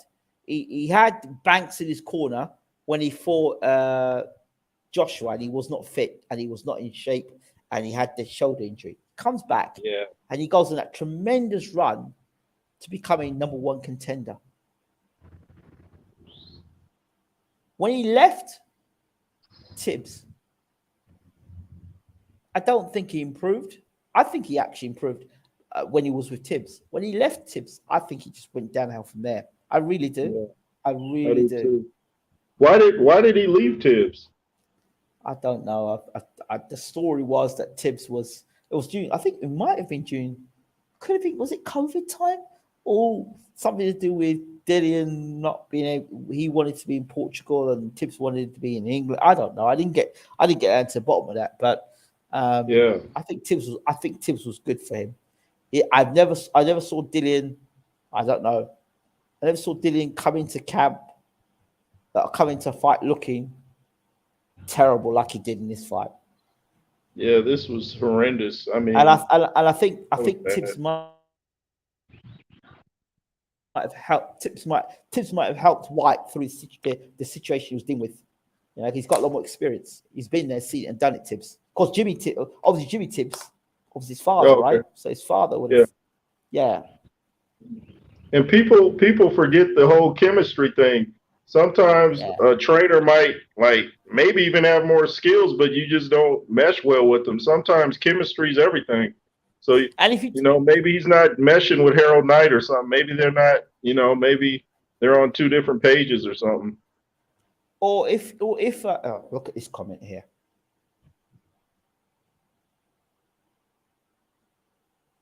What's that, sir?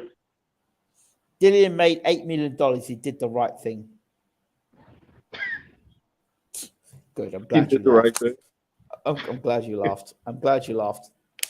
He did the right thing by getting embarrassed. $8 million don't heal your embarrassment because people ain't gonna remember the $8 million. They gonna remember you got embarrassed. Right, Nobody's gonna look back on that fight and say, "Well, Dillian won $8 million." Nobody's gonna care about that. All right, check this. Yeah, if he'd gone down the WBA route and he'd won the WBA regular title, he could have unified with Tyson Fury, WBA champion, WBC champion. Imagine that fight now at Wembley. Imagine that fight at Wembley now. Yeah. 8 million, he would have got more than 8 million. And he wouldn't be talking about having the interim belt.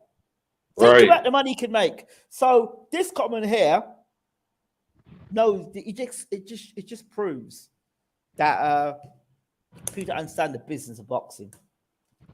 Yep. It's a business, man. Ask anybody that's worked with Don King.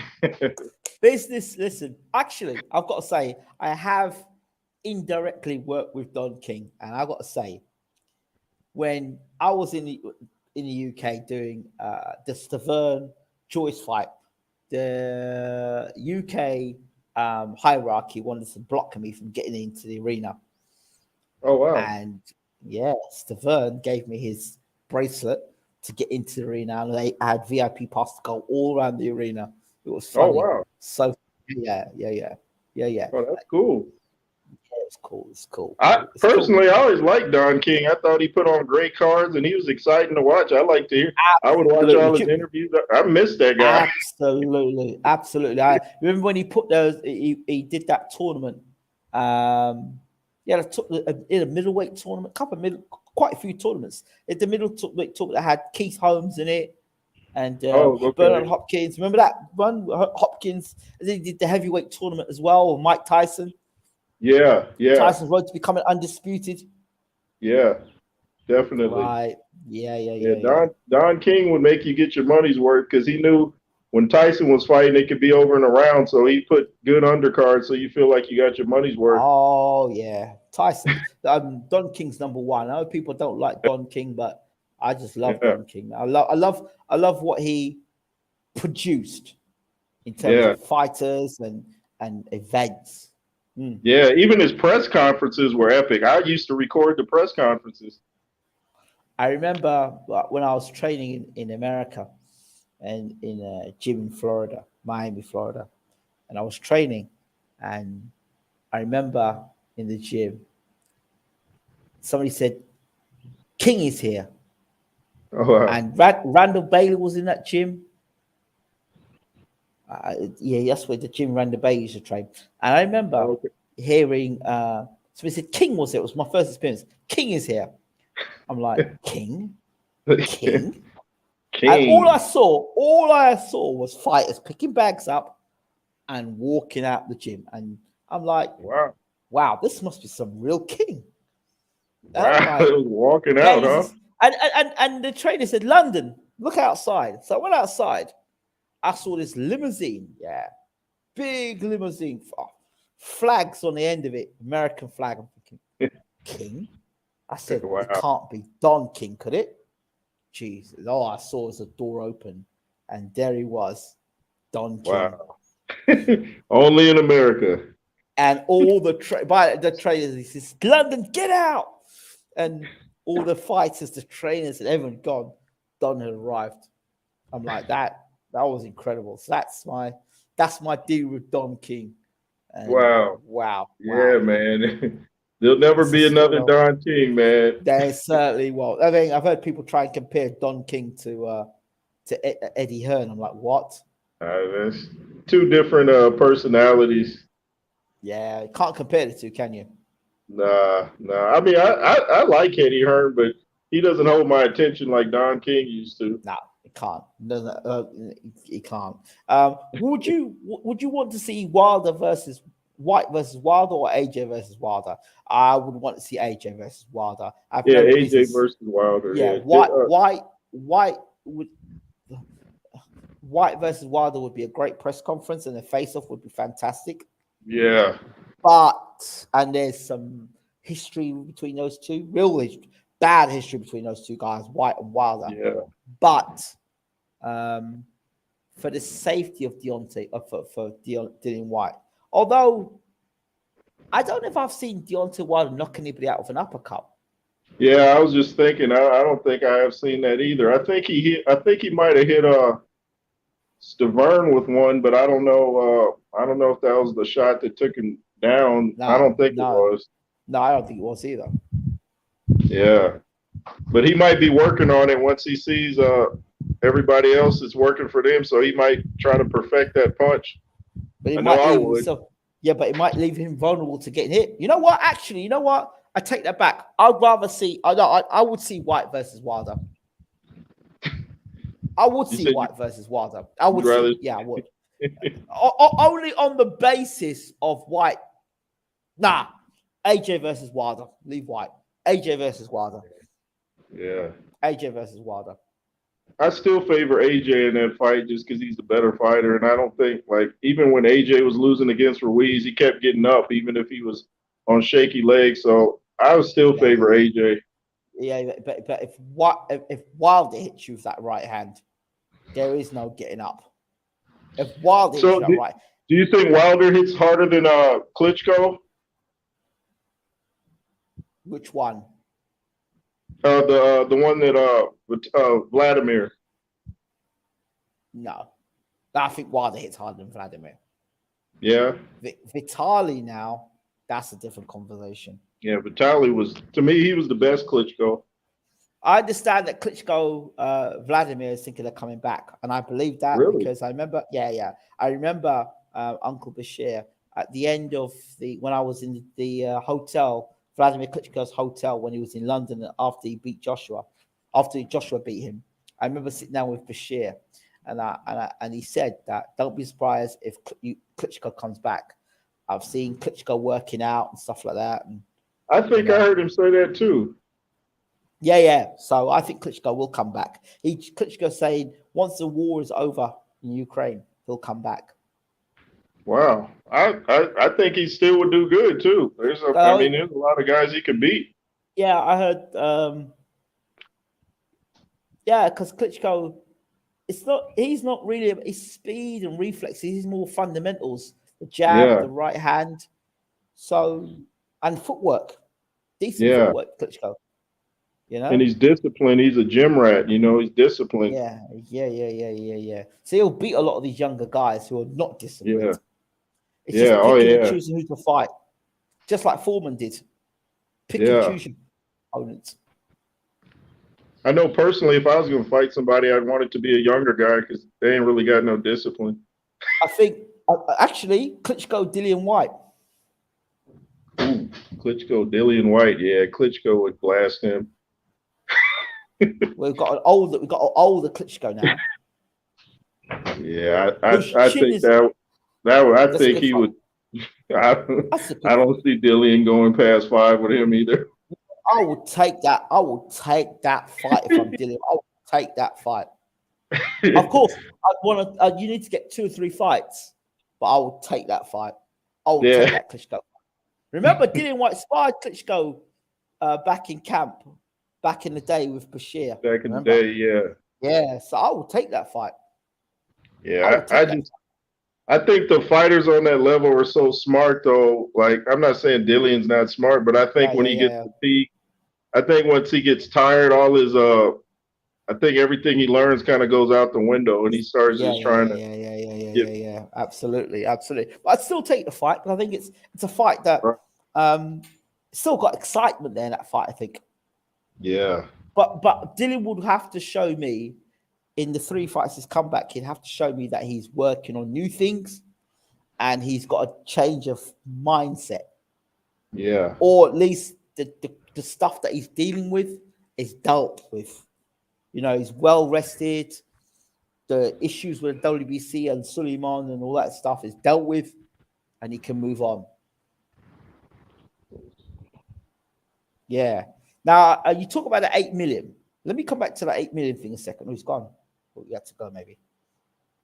Would you make a president for Vladimir Klitschko coming back for so many years, Foreman? Yes, absolutely. This is something talked about for a long time. I think Klitschko wants to come back and break Foreman's record. So I think he's been holding out. Klitschko Fury the rematch. Yeah, that's possible. I mean, you know that Klitschko don't like Fury very much. He's got a real vendetta with Fury. I think he called Fury cheap, but that's neither here nor there. I think I'd like to see that fight now, simply because Fury's style has changed so much that he won't run around the ring against Klitschko.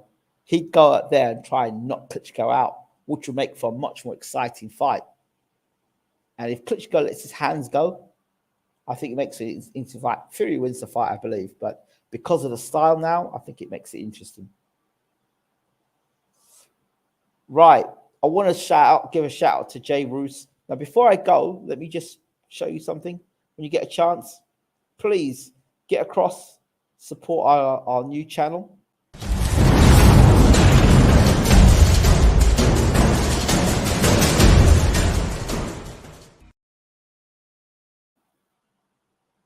So yeah, if you can get across again, it's let me just put that in the comment section for you.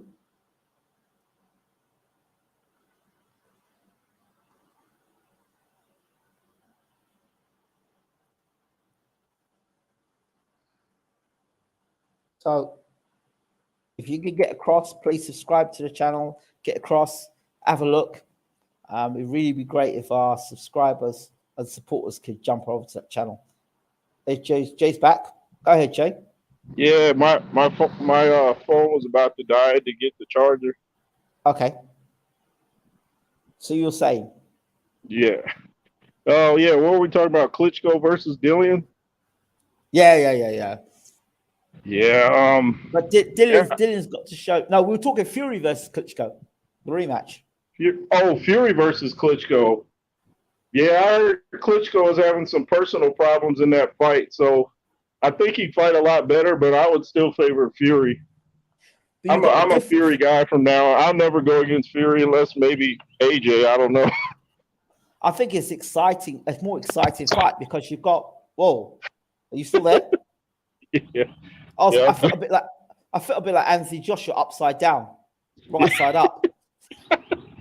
Right. Just not in the pandemic anymore. Yeah. No, I felt like I was upside down. You know, I was upside down, looking at things from right side up. You know. I don't know what he was talking. I've still no idea what Delhi was talking about, but yeah. Well, this is something Klitschko is old now. Oh my god, mate, bro. You know what? You need to go and watch some boxing. Yeah. Some boxing. You need to go and watch some boxing, bro. You really do. Heavyweight boxing. We're talking. Yeah. Heavyweight boxing. We're talking about Klitschko breaking George Foreman's record, and you're talking about Klitschko. He has to be old to beat George Foreman's record. George Foreman was 46 when he, 46 when he became heavyweight champion of the world. So clearly he's going to have to be 46 or older to break George Foreman's record, which means he would have to be old, right? Right. Oh, dear me. The logic of some people, I don't. Yeah. Yeah. Big up my brother from Edmonton, London. My brother, where have you been all these years? But Fury is young. Really? When's this fight going to happen? Now, Fury is about speed and reflexes, isn't he not? Wouldn't you say? Yeah.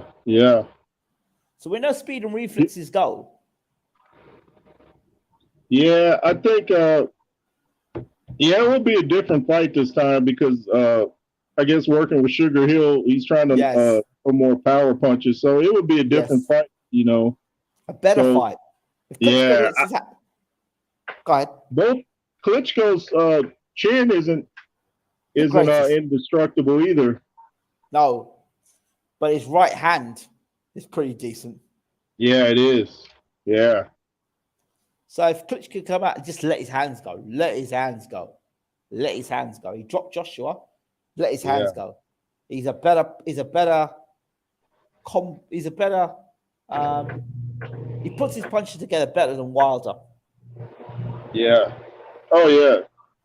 Yeah, just about anybody puts their punches better together than Wilder.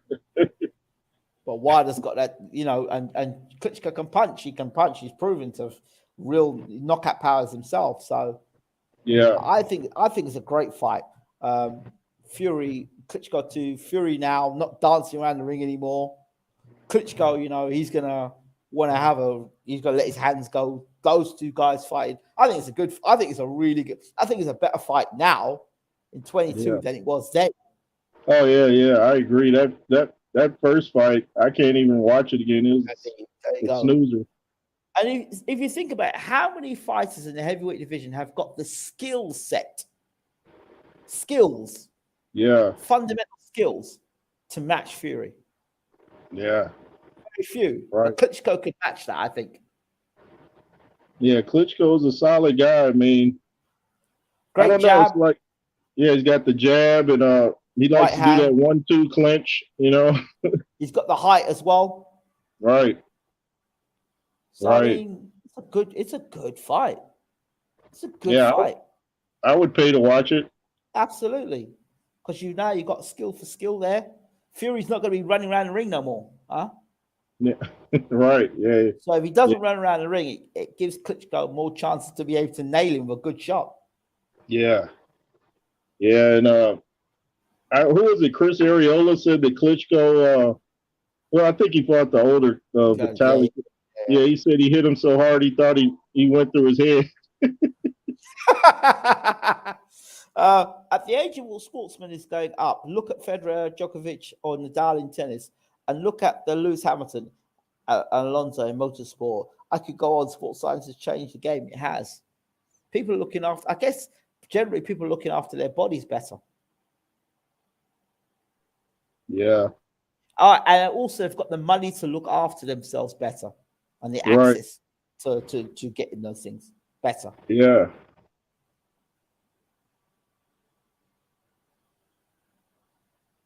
Salute. So yeah, Klitschko Fury. Yeah, I'd go for that definitely. Random one. Mike Tyson on the plane beating up disrespectful fan. That Mike Tyson thing to me it looked staged in one point because the way Mike was throwing them punches, it looked like he was just doing that. It did look like he was actually. I saw it too. I was like, this doesn't look real. No, it didn't look real. And then the guy afterwards, where he's pulling his face, but that guy was meant to be a known criminal. Yeah, something was fishy about that. Yeah, it didn't seem right. It seemed like more of a public, sort of like a PR stunt. Right. Yeah, I was like, keep Mike's name in the news, sort of thing. Not that he needs to, but yeah. I thought maybe it was just me, but I was like, that doesn't look legitimate. maybe Mike's promoting, and maybe he's got a new TV show coming out, or he's going to have a comeback fight, and he's going to fight. He might be going to fight Jake Paul quietly, and have signed a deal, and they just want to get Mike's name back out there again. So they say, "Oh, Mike Tyson on who's Mike? Mike Tyson! Wow." Yeah. Says, I'm going to fight Mike Tyson next. Yeah. Right. He was talking about fighting. He was talking about fighting Lewis back in September, but I guess that was with what's his name? Stacey McKinley revealed that to us, but I don't know what happened. I never asked Stacey about it. I know Lewis said he was never given like a serious offer for money, but he heard Mike talk about it, but he said nobody offered me anything. Here we go. Jay Ross is a Fury fanboy, right? No, please don't be so disrespectful. Don't be disrespectful. Don't be disrespectful. I'm a Fury fanboy. I don't know. Well, that must mean by them saying that they must be a fanboy of somebody else, and I offended them. Yeah, that's usually the case, isn't it? Usually the case. I try and keep away from fanboys, and I've said it before. I keep away. Yeah. I've never been about that. Yeah. You know, like Right. again, like I said, I'm not the biggest fan of Dillian Whyte, but if something's right, it's right, and if something's wrong, it's wrong. Now, Right. the push, that push, right? Now, I am not saying that Dillian Whyte would have come back Rocky style Yeah. and knocked Tyson Fury out in the next round. I'm not saying that, but that push, that uppercut, and then the push. So you're getting pushed by a guy who's 270, 280, pushing you after you get hit with such a punch. I mean, that's got to have an effect. Yeah. Yeah.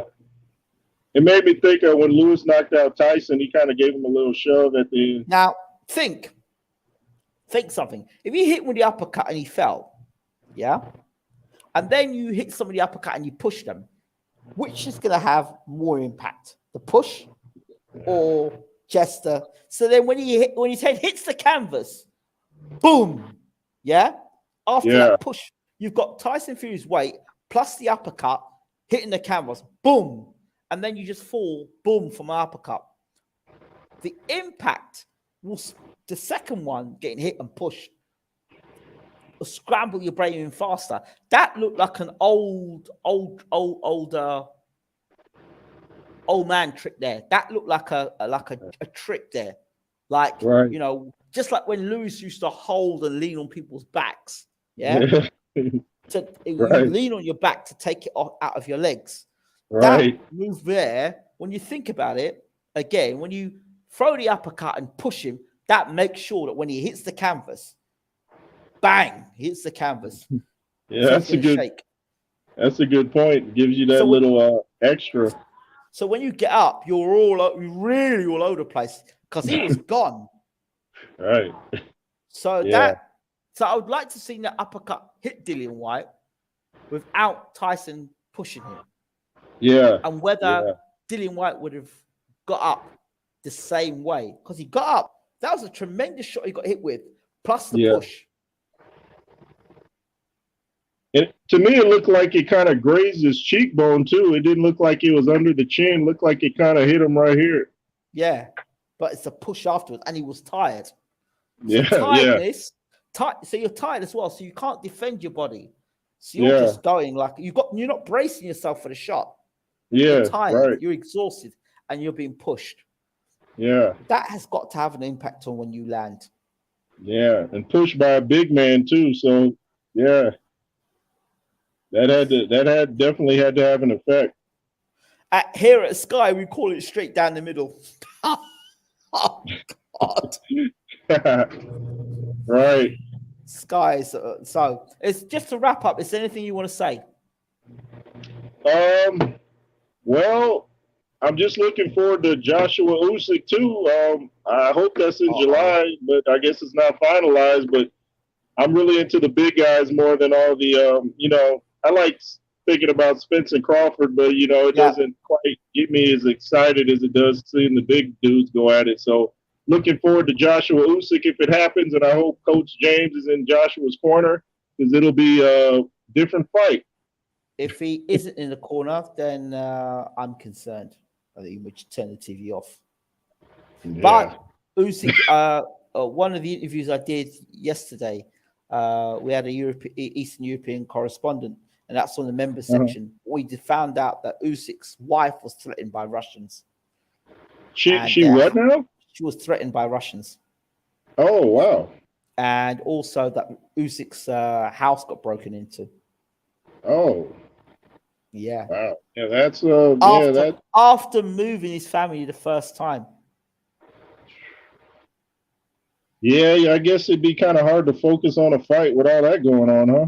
Yeah, so bear that in mind. And that came from our Eastern European correspondent. So wow. Yeah. I hadn't heard that. Wow. Yeah, well that's some information for you. Not many people would have heard that, but yeah, now you know. Yeah, that sounds pretty serious.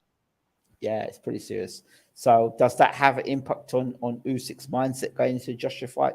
I'm sure it does. Yeah. So just consider that. Consider that. Yeah. Wow. Ingram's got the 411 and all the latest happenings. That's right. That's BWTM Sports for you, bro. I meant to ask you, what does that stand for? It's Bayloric Worldwide Television and Media. So taking it back, Okay. when I first started it out, 2009, I was I do a sport called cricket. So and I didn't want to call it Ingram Jones's cricket. So what I did, I looked for a name and I was going through the dictionary and the word Baylor came up and there was Baylor University. So I was like, what does Baylor mean? So it said Baylor meant a sheep shearer. I'm like, what? Then it looked at somebody else as somebody who delivers. So I said, right, Yeah. so we'll have that. Baylor, meaning somebody that delivers. And then Right. then it was BIC, which is Bayloric International Champions, BIC. That's what it was at first. That's because I was coaching international players from around the world, and I was creating champions. So it was BIC. That was my academy. So from that, I got married at the time, and it became Bayloric Worldwide because I went to the Caribbean. And was in the Caribbean, I was in Grenada. They just kept saying some rubbish on TV. And I thought, right, I could start doing some educational programs. And the TV company says, right, fine, no problems, come in, do the interviews for us, and what we'll do, we'll get you out to all these events. You could be our anchor, but guess what? You be our anchor, but you pay us to be on the channel. I'm like, what? If I'm the sports anchor, you're meant to pay me. So then we ran a program called, we had Bayloric Worldwide TV, right? Because then we had a 24-hour service of BWTM. So they had different shows, actually programmed and everything like a television station. And that would screen. So we'd have traveling around the island on food and interviewing different artists and a whole load of stuff. So that's BWTM Online, which is separate to BWTM Sports. Right. Oh, I see. So I was challenged, and somebody said, "Oh, I bet you can't do them boxing interviews." So I said, "You know what? I will do a separate Twitter channel, a Twitter page to do boxing with." I said, "You know what? I'll open a YouTube channel," and that opened a YouTube channel to start. I just target just boxing because people were following me because of boxing. So I did that, and then we had the BWTM Online channel still going as well. So I changed it from BWTM because it became television and media. So then I had I still got it on my Twitter, got a newspaper. So basically all the videos that I did would collate with other boxing and entertainment people and was collecting that stuff together. I know you may not know, I did interviews with Destiny Child's former manager, Muhammad Ali's brother. There's loads and loads of interviews with different entertainers, politicians, even Farrakhan, his spokesperson. We had him as well on the show when I did the Million Man March in America. Did that as well. So there was loads of stuff we did at the time. Yeah. So we had. So that goes back. Wow. Yeah. So we go. So this is the sister channel. Big Bros on the other side is BWTM Online. So that's where. So it has divided my energy between the two. So you got 3 million views on one channel, 3.5 million on one channel, and 3.5 million on another channel. So that's about 6 million views. That's a lot. But boxing was the stuff with boxing. We did an interview with Peter Fury. So we were the ones that broke the story about the whole, and I'm not proud of it, the whole Tyson Fury cocaine thing and him being. So we broke that story. And that was, it wasn't a plan. We were just talking, and myself and Peter were talking, and the thing blew up. It went on every newspaper, even the Rolling Stones I spoke to the Rolling Stones magazine about the whole thing as well. So it got really crazy. It was in every newspaper in the UK. Every newspaper was on teletext. So it was big. So it kind of put us out, but not in the way I wanted us to go out, because Tyson was, was a guy that, I can't say he did well. He helped us a lot on the channel, to be fair. That's just the way it turned out in the end. But and then from there, I moved things on. So I took BWTM Sports and BWTM Online. That's it. So there you've got the whole breakdown of what it all means. Wow, that was interesting, man. Yeah. So yeah, it's You got quite a history. quite a history. 10 years for a guy that did not come from a media background. Yeah, I did this independently because I felt there was a lot of bias going on and a lot of stories, and there were a lot of stories that we covered, that we were advocates, social justice, and advocate for a lot of people, that look like myself. You understand? And I just realized that I didn't belong in certain places, and I thought, you know what?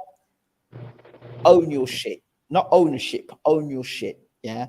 So that's where BWTM came in, and I did what I did, and we are here today. It's still going in 2022. So this is where we are now. So that's how that all came about. The channel's got its own app. It's got its own Google app, Play app, and it's on Amazon TV as well. So yeah. Oh, okay. I get Amazon out here. Amazon Prime. Okay. Yeah, check on Amazon Fire. See if we're still up there. Amazon Fire. Okay. That's a combination of sports, the entertainment and on the to be fair now, the content we have on the channel now, we've got a TV series called Patricia Talks, got a TV series called Tony Tucumbo Fernandez, talk about different people in the community and what they've done.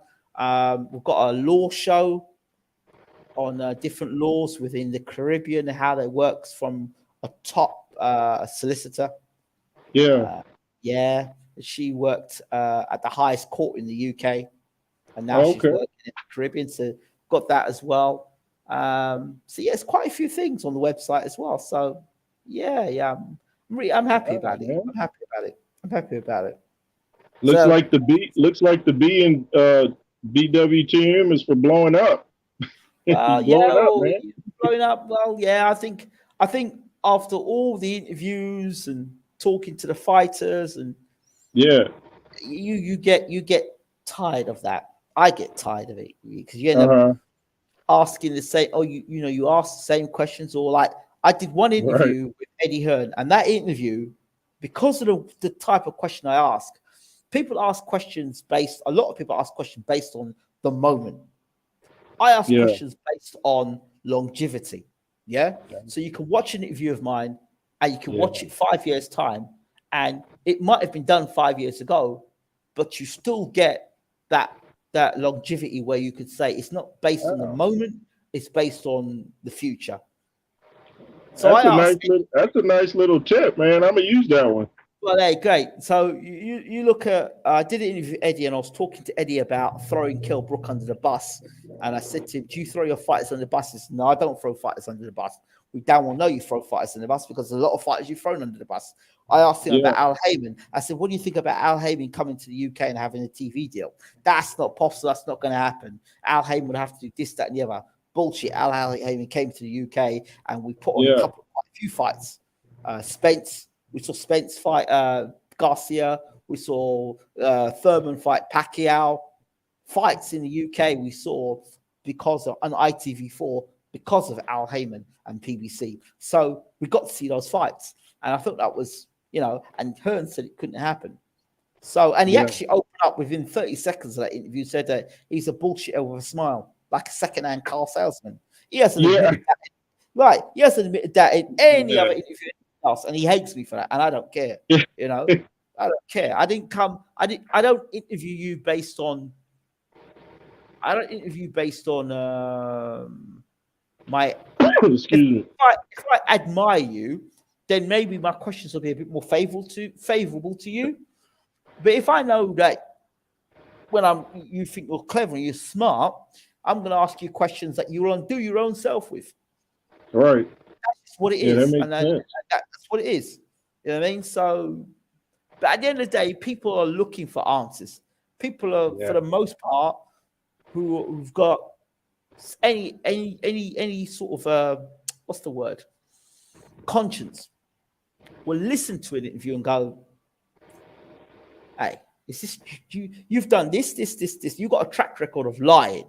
You have a track record of lying, right? So You told me, you looked me in the face and said you're not throwing Colebrook under the bus.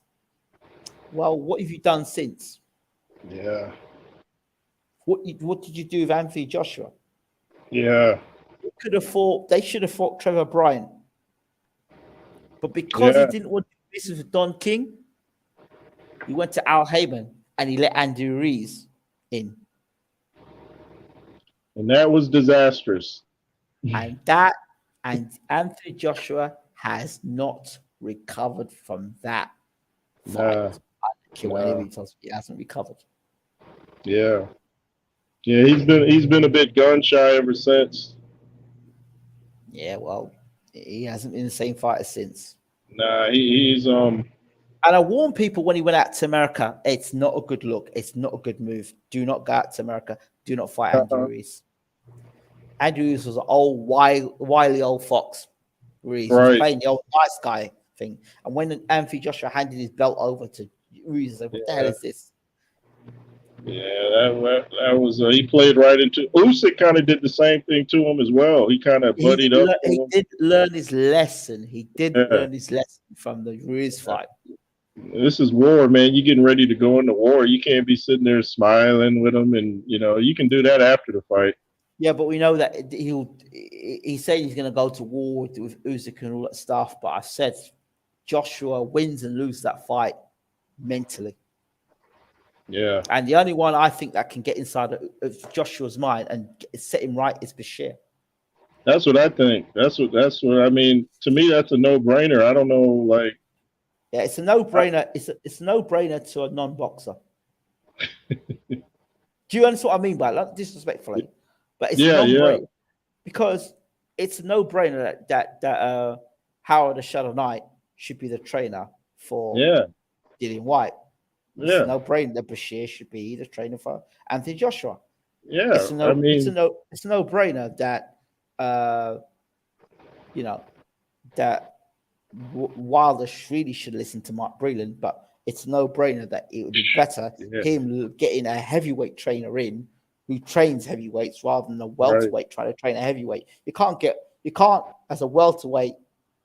This might be a good trainer, but you don't train heavyweights like welterweights. You don't do that. No, you don't. No, you have to know like what a heavyweight's thinking, because Emmanuel Stewart used to say heavyweights were some of the I don't want to say soft, but they weren't as mentally strong as some of the other divisions. So you got to know what a heavyweight's thinking. You got to know like how to talk to him. You can't talk to a heavyweight the same way you talk to a bantamweight or something. Yeah, just imagine for a second, Anthony Joshua and Deontay Wilder actually were with world-class trainers, the pair of them, from the start of their careers. Yeah. Yeah. It would definitely make a difference. See how Tyson Fury left Ben Davison and he went to Sugar Hill. Yeah. See how that changed his career. Yeah, totally. Yeah, he might not have pulled out those fights with Wilder. With Deontay, because he wouldn't have had him try to sit down on his punches. He would have just kept trying to have him box. So yeah, it makes a difference. I wish these fighters would look at things the way we look at them. Yeah, that's why Tyson Fury is great, and those guys are not. Yeah, the trainer makes all the difference, man. It really does. They can calm you down. They can tell you how to adjust. It makes a world of difference. It's only in boxing where the logic makes no sense whatsoever. You would go to the top. You'd go to the best doctor you possibly could do. You go to the best dentist you possibly could do. You go to the best lawyer, insurance company. You do the best for yourself. Yeah. But somehow in boxing, it's okay to get, mediocrity in. They expect it to get you the full distance. I don't get it. Doesn't make sense. I mean, you think, too, plus it's a dangerous sport. You think you want to have the best trainer in your corner. You're not trying to risk your life. I mean, you're trying to reduce the possibility of losing your life. So I would think you want to get the best guy in your corner, Yeah, but to these people, money matters. They want to save money. Yeah. They want to save money, and they want to invest in a decent trainer. They'll invest in women. They'll invest in cars. They'll invest in houses, but they won't invest in the career. Yeah, That says it all. that makes no sense. Oh, it makes sense to all these fighters, though. That's why they can never be great. Yeah, yeah. How many of these fighters? I'm sure we'll talk about some of them in the future. As great fighters, but not many of them because they're not fighting each other. For one, they just talk about it. Mm-hmm, mm-hmm, mm-hmm, mm-hmm. So you got to actually get in the ring and mix it up. The trainers have a lot to do that as well. Yeah, keeping them away, right. If you have a trainer that understands history and greatness, then they're going to inspire you to be great. But if you've got a mediocre trainer who doesn't understand the history of the sport, yeah, can you expect them to download information? What sort of information are they downloading to you? Yeah, exactly. Yeah.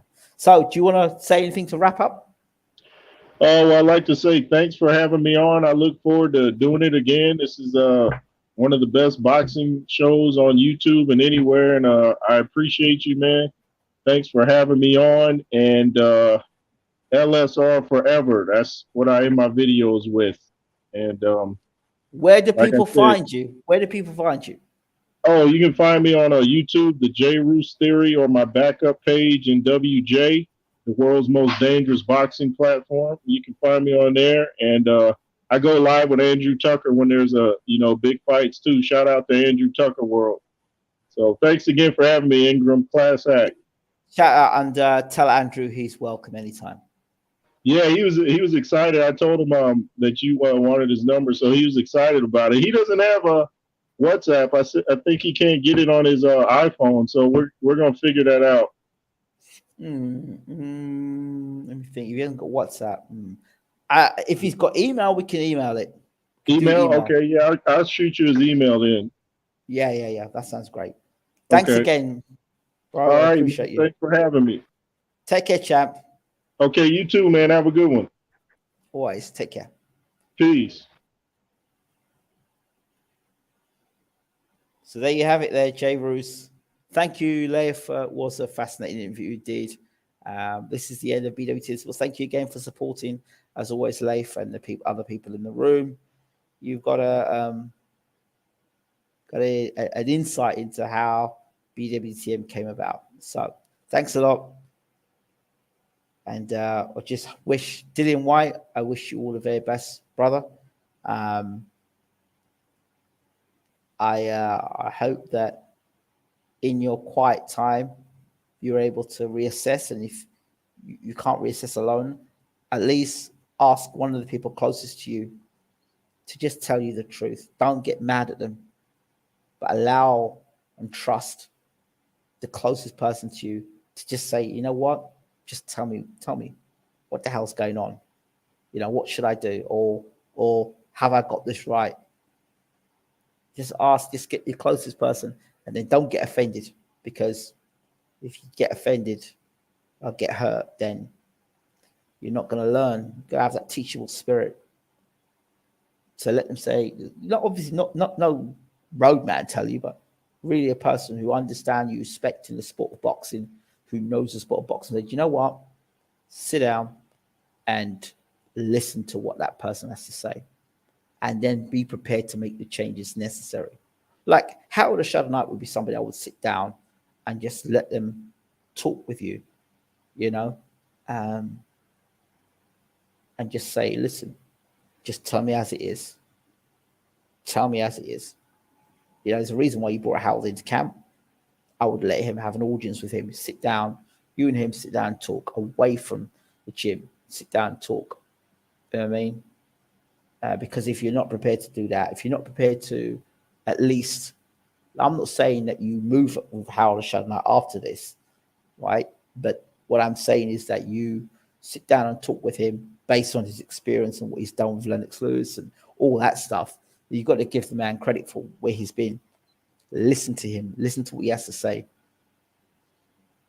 And then make the decision to make the changes necessary moving forward.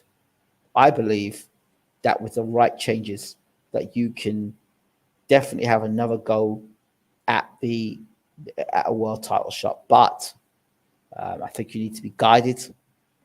I think you need buffering. You need other people around that you can trust to work with. And I think you need to really take a look at your technique and like your footwork. I would look to bring in someone who can work on your footwork, balance. Evander Holyfield did it. He brought a ballet dancer in. You look at Lomachenko, their footwork's on point. I'm not telling you to become Lomachenko, but investment in good footwork, better footwork will help. And just away from Portugal and just start afresh. New management, new team, and move on. Because you can't. Old doors. Oh, listen, Dillian. Old keys don't open new doors. Old keys don't open new doors. Now, you've been hit for the same punch 3 times and almost identical the last 2 fights. The Povetkin fight and Fury fight. Loss of concentration, bang. And I would look back to concentration. I always said you should go down the WBA route. I still think you should have gone down the WBA route. I still think you could have won the WBA title.